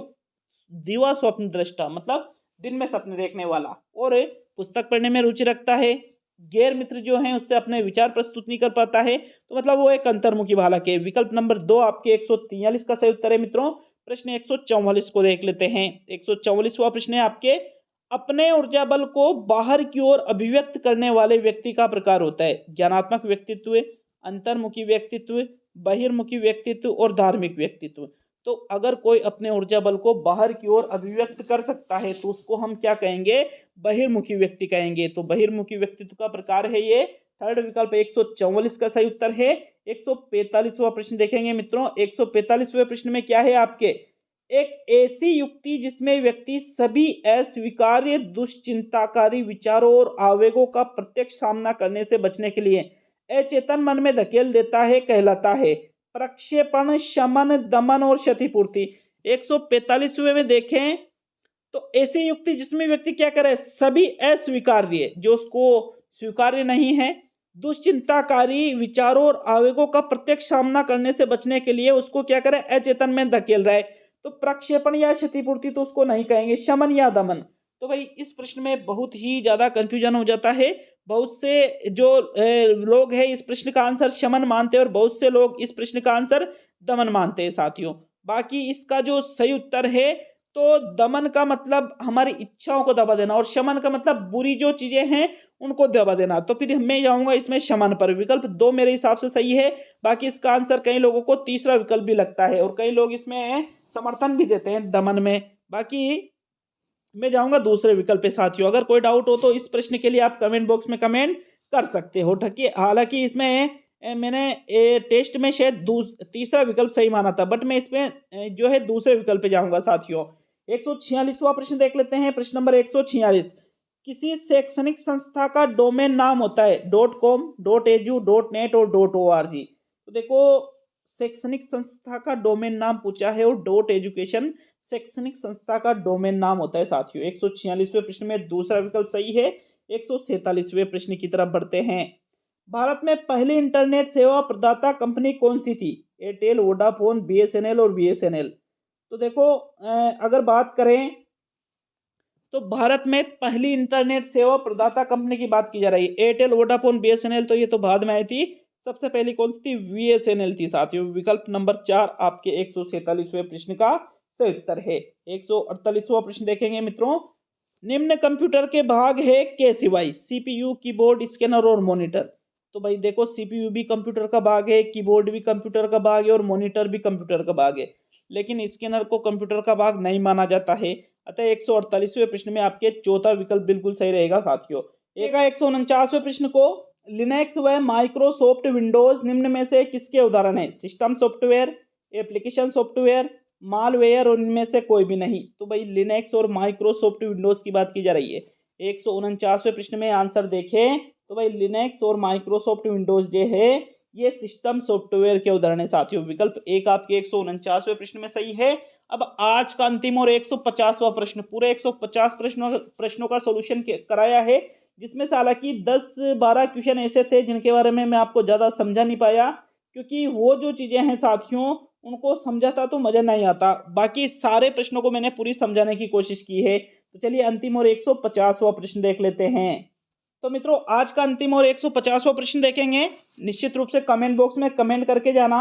जितने प्रश्न आपके सही होते हैं, चाहे कोई दिक्कत नहीं, 75 हो, 80 हो, 90 हो, 100 हो, कोई दिक्कत वाली बात नहीं है साथियों। अभी आपके पास 1 महीना है और 1 महीना बहुत टाइम होता है आपकी जो तैयारी है उसको ग्रो करने के लिए। तो अंतिम और 150वां प्रश्न, अच्छा लगे वीडियो को लाइक और कम से कम एक जगह शेयर करके जाना।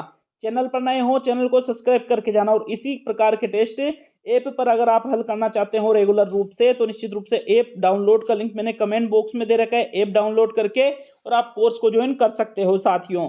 इनमें से कौन सा इंटरनेट नेटवर्क का घटक नहीं है? स्पीकर्स, डेटा, मॉडेम और प्रोटोकॉल। तो जो इंटरनेट नेटवर्क का घटक नहीं है उसका चयन 150वें प्रश्न में करना है मित्रों। डेटा, मॉडेम और प्रोटोकॉल तीनों ही इंटरनेट नेटवर्क के घटक है, लेकिन स्पीकर्स को इंटरनेट नेटवर्क का घटक नहीं माना जा सकता है। विकल्प 1 जो है आपके प्रश्न नंबर 150 का सही उत्तर है। तो ये मैराथन पेपर पूरे 150 प्रश्नों का कंप्लीट होता है। जिन प्रश्नों में डाउट हो 1, 2, 3, 4 प्रश्न ज़्यादा से ज़्यादा तो उसके लिए कमेंट बॉक्स में कमेंट कर सकते हो साथियों। मिलते हैं नेक्स्ट वीडियो में। बहुत बहुत धन्यवाद सभी का वीडियो को पूरा देखने के लिए।